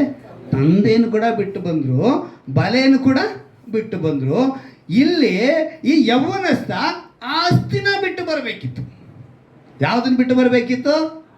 ಅವರು ಬಲೆನ ಬಿಟ್ಟು ಬಂದರು, ಇವನೇನು ಬಿಟ್ಟು ಬರಬೇಕಿತ್ತು? ಆಸ್ತಿನ ಬಿಟ್ಟು ಬರಬೇಕಿತ್ತು. ಈಗ ಬಂದರೆ ನೀನೇನು ಕೆಲಸ? ನನ್ನ ಹತ್ರ ಕೆಲಸ. ಅಂದರೆ ಅವತ್ತವರು ಯೇಸು ಕ್ರಿಸ್ತನು ತನ್ನಗೋಸ್ಕರ ಒಂದು ಏನು ಮಾಡ್ತಿದ್ದಾರೆ? ಕೆಲಸ ಮಾಡೋದಕ್ಕೆ ಆರಿಸುವಿಕೆ ಮಾಡ್ತಿದ್ದಾರೆ. ದೇವರ ಕೆಲಸ ಮಾಡಲು ನಿನಗೆ ಸಂಪತ್ತು ಅಡ್ಡಿ ಬಾರಬಾರದು ಅಂತೇಳಿ ಅವನ ಕರ್ಕೊಂಡ್ರು. ಅವನ ಕರ್ಕೊಂಡು ಪರಲೋಕ ರಾಜ್ಯ ಅಂದರೆ ಸಭೆಯನ್ನು ಸಂಪತ್ತು. ಅದಕ್ಕೆ ಹೇಳ್ತಾರೆ, ದೇವರ ಶರೀರವಾದ ಸಭೆಯಲ್ಲಿ ಯಾರೂ ಐಶ್ವರ್ಯವಂತರು ನಿಂತ್ಕೊಳ್ಳೋದಕ್ಕೆ ಸಾಧ್ಯ ಆಗಲ್ಲ. ಯಾಕಂದರೆ ಅವರಿಗೆ ಐಶ್ವರ್ಯದ ಮೇಲೇ ಕಣ್ಣಿರುತ್ತೆ, ಐಶ್ವರ್ಯದ ಮೇಲೆ ಮನಸ್ಸಿರುತ್ತೆ, ಬೇರೆಯವರೊಂದಿಗೆ ಹೊಂದಿಕೊಂಡು ಹೋಗಲ್ಲ. ಅದಕ್ಕೆ ಆ ಸಂಪತ್ತು ನಿನಗಿರಬಾರ್ದು ಅಂತ ಹೇಳಿ ಆ ಯೌವನಸ್ಥರಿಗೆ. ಆದರೆ ಈಗ ನಮ್ಮ ಪರಿಸ್ಥಿತಿ ಏನು ಅಂತೇಳಿ ಅಂದರೆ ನಾವು ಸಂಪಾದನೆ ಮಾಡ್ತಾ ಇದ್ದೀವಲ್ಲ, ಕೆಲವರಿಗೆ 1000 ಇದೆ, ಕೆಲವರಿಗೆ ಲಕ್ಷಗಟ್ಟಲೆ ಇದೆ, ಕೆಲವರು ವ್ಯಾಪಾರದಲ್ಲಿ ಕೋಟಿಗಟ್ಟಲೆ ಇದೆ. ಇಲ್ಲಿ ಗಮನಿಸಬೇಕು, ಅವತ್ತು ಸೆಲೆಕ್ಷನ್ ಅಪೊಸ್ತಲ ಕೆಲಸಕ್ಕೆ ಸೇವೆಗೆ ಬೇಕಾಗಿದ್ದ ಯೋಗ್ಯತೆ, ಅರ್ಹತೆ, ಐಶ್ವರ್ಯ ಇರಬಾರ್ದು. ಯಾವುದಕ್ಕೆ? ಅವತ್ತಿನ ಅಪೊಸ್ತಲರ ಕೆಲಸಕ್ಕೆ ಬರಬೇಕು ಅಂದರೆ, ದೇವರ ಜೊತೆ ಕೆಲಸ ಮಾಡಬೇಕು ಅಂದರೆ ಅವರಿಗೆ ಇರಬೇಕಾಗಿದ್ದ ಯೋಗ್ಯತೆ ಏನು ಅಂತ ಹೇಳಿದ್ರೆ, ಅವರಿಗೆ ಐಶ್ವರ್ಯ ಇರಬಾರದು, ಅರ್ಹತೆ. ಉದ್ಯೋಗ ಅವ್ರು ಏನು ಮಾಡ್ತಾಯಿದ್ರು? ಮೀನು ಹಿಡಿತಾ ಇದ್ರು, ಅದನ್ನು ಬಿಟ್ಟು ಬನ್ನಿ. ಸಂಪತ್ತನ್ನು ಬಿಡಬೇಕಾಯಿತು, ಬಲೆ ಬಿಡಬೇಕಾಗಿತ್ತು, ಉದ್ಯೋಗ ಬಿಡಬೇಕಾಗಿತ್ತು, ತಂದೆನೂ ಬಿಡಬೇಕಾಗಿತ್ತು. ಅವರೆಲ್ಲ ಎಲ್ಲಿಗೆ ಬಂದರು? ದೇವರ ಕೆಲಸ ಮಾಡೋದಕ್ಕೆ ಅವ್ರ ಜೊತೆ ಶಿಷ್ಯರಾಗಿ ಬಂದರು. ಹಣದಿಂದ, ಸಂಪತ್ತಿನ, ಐಶ್ವರ್ಯದ ವಿಷಯದಲ್ಲಿ ಕ್ರೈಸ್ತ ಪ್ರಪಂಚಕ್ಕೆ ದೇವ್ರು ಏನು ಕಲಿಸ್ಕೊಡ್ತಾರೆ ಅಂತ ಹೇಳಿದ್ರೆ, ಇಲ್ಲಿ ಹಣ ಐಶ್ವರ್ಯ ಅಂದಾಗ ಕೊರ್ನೇಲಿಯನ್ ಯಾರು? ಓದೋಣವಾ? ಅಪೊಸ್ತಲರ ಕೃತ್ಯಗಳು 10ನೇ ಅಧ್ಯಾಯ 1-2 ಹೋಗಿ ಪಟ್ ಅಂತ. ಅಪೊಸ್ತಲರ ಕೃತ್ಯಗಳು 10ನೇ ಅಧ್ಯಾಯ 1-2ನೇ ವಾಕ್ಯ. ಯಾಕಂತ ಹೇಳಿದ್ರೆ ಐಶ್ವರ್ಯದ ಕುರಿತು ಇವತ್ತು ತಪ್ಪಾದ ಅಭಿಪ್ರಾಯಗಳು. ಕೈಸರೆಯದಲ್ಲಿ ಇತಾಲಿಯದ ಪಟಾಲಮಿನಿಸಿಕೊಳ್ಳುವ ಪಟಾಲಮಿನ ಶತಾಧಿಪತಿಯಾದ ಕೊರ್ನೇಲಿಯನೆಂಬ ಒಬ್ಬ ಮನುಷ್ಯನಿದ್ದನು. ಅವನು ಭಕ್ತನು, ತನ್ನ ಮರೆಯವರೆಲ್ಲ ಸಹಿತವಾಗಿ ದೇವರಿಗೆ ಭಯಪಡುವನಾಗಿದ್ದು ಜನರಿಗೆ ಬಹಳವಾಗಿ, ಏನಂತೆ, ಜನರಿಗೆ ಬಹಳವಾಗಿ ದಾನ ಧರ್ಮ ಮಾಡುತ್ತಾ ಏನು ಮಾಡ್ತಿದ್ದಂತೆ? ದಾನ ಧರ್ಮ ಮಾಡೋದಕ್ಕೆ ಐಶ್ವರ್ಯ ಬೇಕಾ ಬೇಡವಾ? ಇವಾಗ ಕೊರ್ನೇಲಿಯನು ಪರಲೋಕ ಹೋಗ್ತಾನ ಹೋಗಲ್ವಾ? ಅಷ್ಟೆಲ್ಲ ಯಾಕೆ? ಯೇಸು ಶಿಲುಬೆ ಮೇಲೆ ಜಡಿಯಲ್ಪಟ್ಟು 6 ಗಂಟೆಗಳ ಕಾಲ ಪಾಪ ರಕ್ತದ ಮನೆಯಲ್ಲಿ ಇದ್ದು ಅವರು ತನ್ನ ಪ್ರಾಣವನ್ನು ಬಿಟ್ಟಿದ್ದ ತಕ್ಷಣ ಆ ಶರೀರವನ್ನು ಕೇಳಿದಂಥ ಅರಿಮಥಾಯದ ಯೋಸೇಫ ಅವನೇನು ಮಾಡಿದಂತೆ? ತಾನು ಸಾಯೋದಕ್ಕೆ ಮುಂಚೆ ಒಂದು ಸಮಾಧಿ ರೆಡಿ ಮಾಡಿ ಇಟ್ಕೊಂಡಿದ್ದ. ಏನಂತೆ? ಭೂಮಿನ ರೆಡಿ ಮಾಡಿ ಒಂದು ಸಮಾಧಿ ಕಟ್ಟೋದಕ್ಕೆ ಅವನು ರೆಡಿ ಮಾಡಿ ಇಟ್ಕೊಂಡಿದ್ದ. ಅದುವರೆಗೂ ಅದು ಯಾರು ಇಟ್ಟಿಲ್ಲದಂಥ ಒಂದು ಸಮಾಧಿ. ಆ ಸಮಾಧಿಯಲ್ಲಿ ಯೇಸುವಿನ ಶರೀರ ಇಡಬೇಕು ಅಂತೇಳಿ ಅರಿಮಥಾಯದ ಯೋಸೇಪ ಹೋಗಿ ಆ ಯೇಸುವಿನ ಶರೀರವನ್ನು ಕೇಳ್ತಾನೆ. ಅಲ್ಲಿಗೆ ಅರಿಮಥಾಯದ ಯೋಸೇಪ ಶ್ರೀಮಂತನಲ್ವಾ? ಐಶ್ವರ್ಯವಂತ ತಾನೆ ಅವನು ಕೂಡ. ಅವನು ದೇವರಿಗೆ ಸುಗಂಧ ಪರಿಮಳ ಹತ್ತರಂತ ಅಂದರೆ ಬಹಳ ಬೆಲೆಯುಳ್ಳಂಥ ಸುಗಂಧ ಪರಿಮಳ ತೈಲ ಎತ್ಕೊಂಡೋಗಿದ್ದ. ಇನ್ನು ಕೆಲವು ಸಹೋದರಿಯರು ಕೂಡ ಪರಿಮಳ ತೈಲ ಎತ್ಕೊಂಡೋಗಿದ್ರು. ಸತ್ಯವೇದದಲ್ಲಿ ಲೂಕನ ಬರೆಸುವ ವಾರ್ತೆಯಲ್ಲಿ ಒಂದು ಮಾತು ಬರಬಿಡಿ, ಯೋಹಾನ್ನ ಅಂತೇಳಿ ಒಬ್ಬ ಸ್ತ್ರೀ ಇದ್ದಾಳೆ, ಅವಳು ಕೂಡ ಏನಂತೆ? ಶ್ರೀಮಂತಳು ಅಂತ ಬರೆಯಲ್ಪಟ್ಟಿದೆ. ನಾನು ಅದೆಲ್ಲ ಎದ್ದ ಟೈಮ್ ಜಾಸ್ತಿ ಹೋಗ್ಬಿಡುತ್ತೆ. ಅಪೊಸ್ತಲರ ಜೊತೆಗಿದ್ದ ಒಬ್ಬ ಬಬ್ಬಿಲಿ ಅಂತ, ಅವನು ಕೂಡ ಶ್ರೀಮಂತನಂತೆ. ವಾಕ್ಯಗಳಿದೆ. ನೀವು ಅಷ್ಟೆಲ್ಲ ಯಾಕೆ ಐಶ್ವರ್ಯದ ಮಾತ್ರಕ್ಕೆ ನಾವು ಎಲ್ಲ ನೋಡ್ತೀವಿ. ಅಬ್ರಹಾಮನಿಂದ ಯೋಸೇಫನ ಕಾಲದವರೆಗೂ ನೋಡಿ, ಅಬ್ರಹಾಮನ ಐಶ್ವರ್ಯವಂತನಲ್ವಾ? ಈಸಾಕ ಯಾಕೋಬ ಐಶ್ವರ್ಯವಂತರಲ್ವಾ? 2 ಗುಂಪು ಇಟ್ಕೊಂಡಿದ್ದ ಯಾಕೋಬ. ಏನಂತೆ? 2 ಗುಂಪು. ಶ್ರೀಮಂತಿಗೆ ಅಷ್ಟಿತ್ತು ಅವನಿಗೆ ಅಲ್ವಾ? ಅದರ ನಂತರ ನೀವು ಯೋಸೇಫನ ಕಾಲಕ್ಕೆ ಬಂದರೆ ಯೋಸೇಫ ಏನಾಗಿದ್ದ? ಪ್ರಧಾನಿಯಾದ. ಐಶ್ವರ್ಯ ಇರಲಿಲ್ವಾ? ಹಾಗೆ ನಾವು ನೋಡ್ಕೊಂಡು ಬಂದರೆ ಸತ್ಯವೇದದಲ್ಲಿ ಬಹಳ ಜನ ಐಶ್ವರ್ಯವಂತರಿದ್ದಾರೆ. ಯೋಬನು ಯಾರು? ಐಶ್ವರ್ಯವಂತನೇ. ತುಪ್ಪದಲ್ಲಿ ಕಾಲು ತೊಳ್ಕೊಳ್ಳೋನಂತೆ. ಏನರಲ್ಲೇ ಒಬ್ಬ ಸೇವಕರು ಹೇಳಿದ್ದಾರೆ, ಐಶ್ವರ್ಯವಂತರ ಶ್ರೀಮಂತಿಗೆ ಎಷ್ಟಿತ್ತು ಅಂತ ಹೇಳಿದ್ರೆ ಅವನ ಕಾಲು ಕೂಡ ಪಳ ಅಂತ ಏನು ಘಮ ಅಂತ ಸ್ಮೆಲ್ ಬರಬೇಕು ಅಂತೇಳಿ ತುಪ್ಪದಲ್ಲೇ ಕಾಲು ತೊಳ್ಕೊಂಡಿದ್ದೆ. ತುಪ್ಪದಲ್ಲಿ ಜಿಡ್ಡು ತಾನೆ, ಆದರೆ ಅದ್ರಲ್ಲಿ ತೊಳೆದ್ಬಿಟ್ಟು ಬೇರೆ ಹಾಕಿ ಸಾಬೂನು ಹಾಕಿ ತೊಳ್ಕೊತಿದ್ದ. ಯಾಕಂದ್ರೆ ಆ ಸ್ಮೆಲ್ಲು ಅವನಿಗಿರಬೇಕು. ಅಷ್ಟೊಂದು ಶ್ರೀಮಂತಿಗೆ ಅಂತ ಹೇಳ್ತಾರೆ. ಆ ಥರ ನಾವು ತೊಳೆದಿದ್ದು ನೋಡಿಲ್ಲ, ಏನಿಲ್ಲ. ಆದರೆ ಕೆಲವು ಸೇವಕರು ಚರಿತ್ರೆಯಲ್ಲಿ ಬರೆದಿರುವಂಥದ್ದು. ಅಷ್ಟು ಶ್ರೀಮಂತನಂತೆ. ಯಾರು? ಯೋಬನು.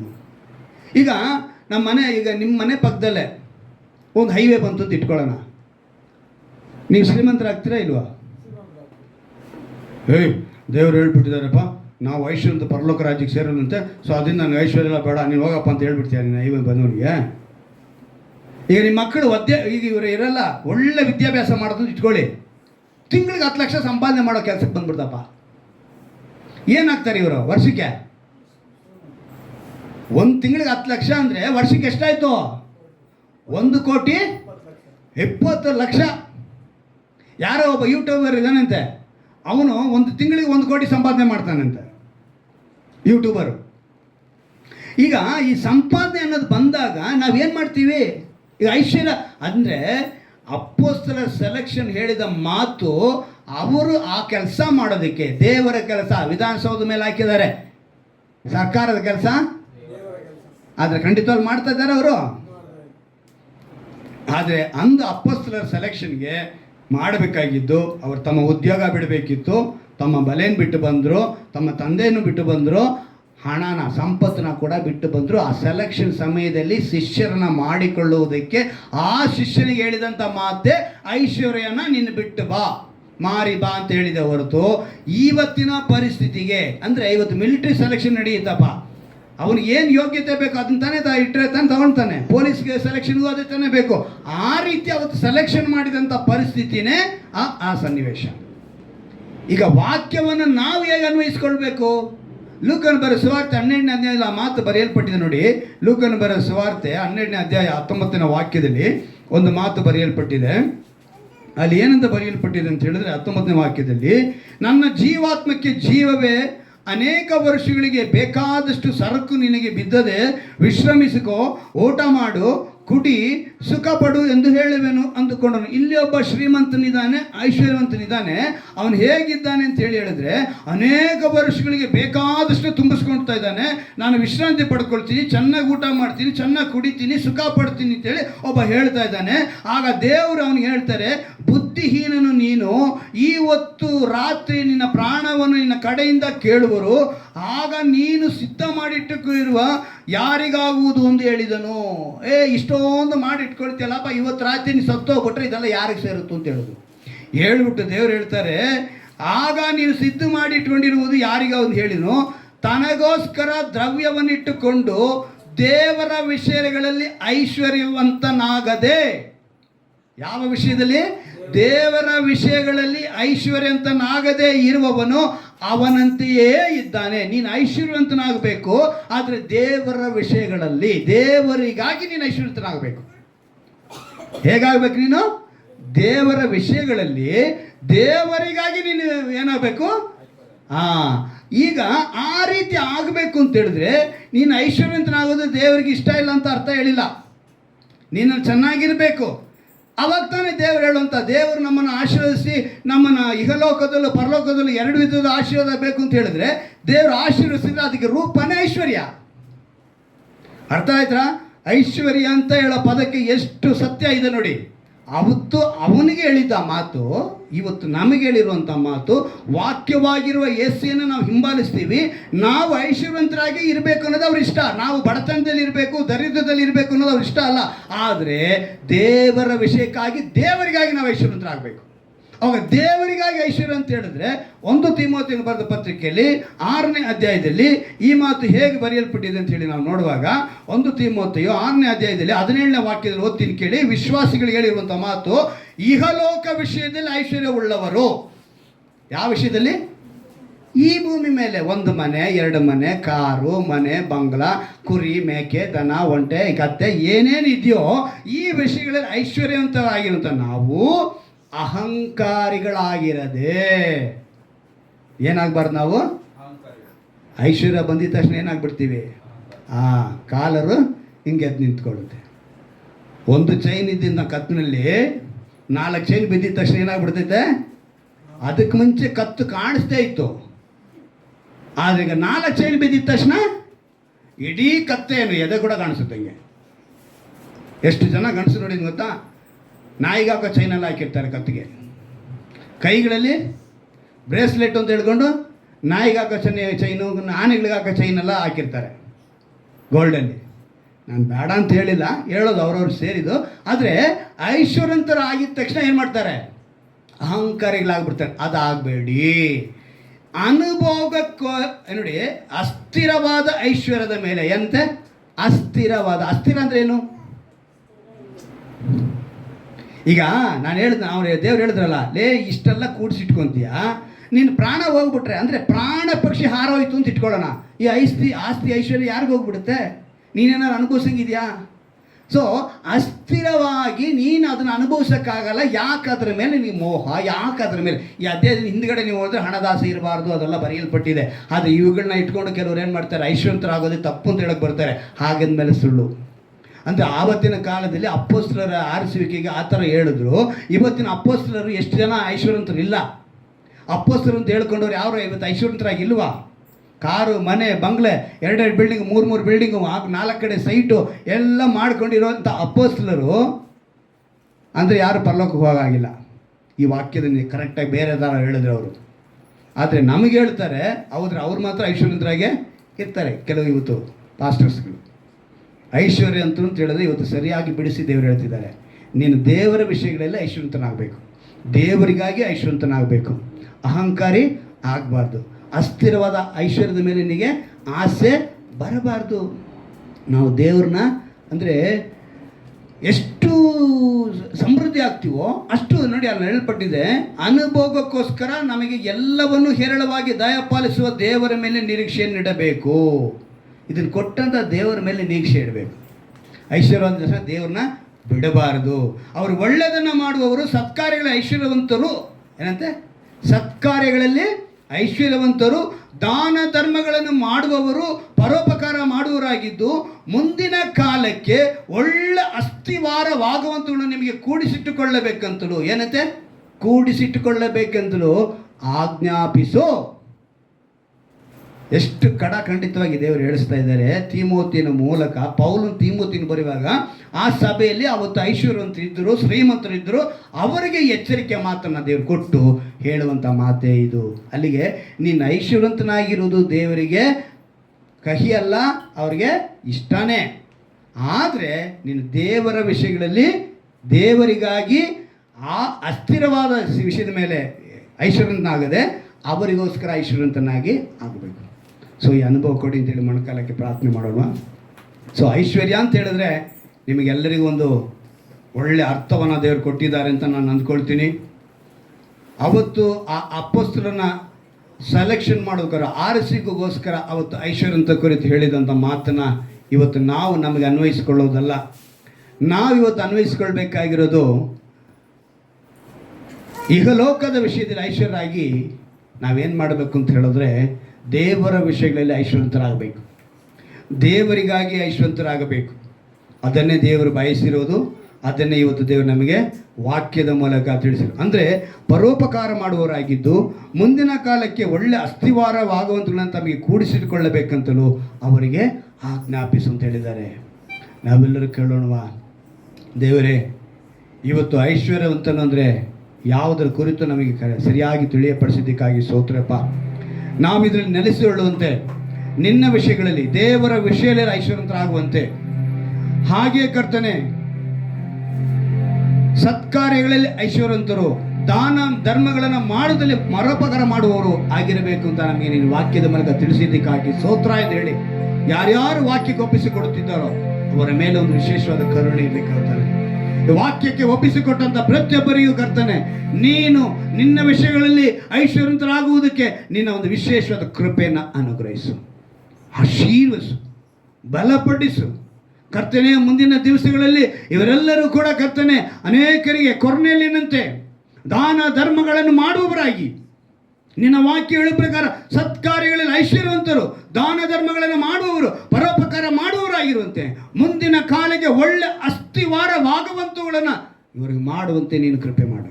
ಆ ರೀತಿಯಾಗಿ ನಡೆಸು. ನಿಮ್ಮ ನಾಮನ ಮಹಿಮೆಪಡಿಸಿಕೊಳ್ಳಿ, ಅದ್ಭುತವಾಗಿ ನಡೆಸಿ ನಿನ್ನ ಕೃಪೆಯನ್ನು ಅನುಗ್ರಹಿಸಿ. ಯೇಸುವಿನ ನಾಮದಲ್ಲಿ ಪ್ರಾರ್ಥಿಸ್ತೇನೆ.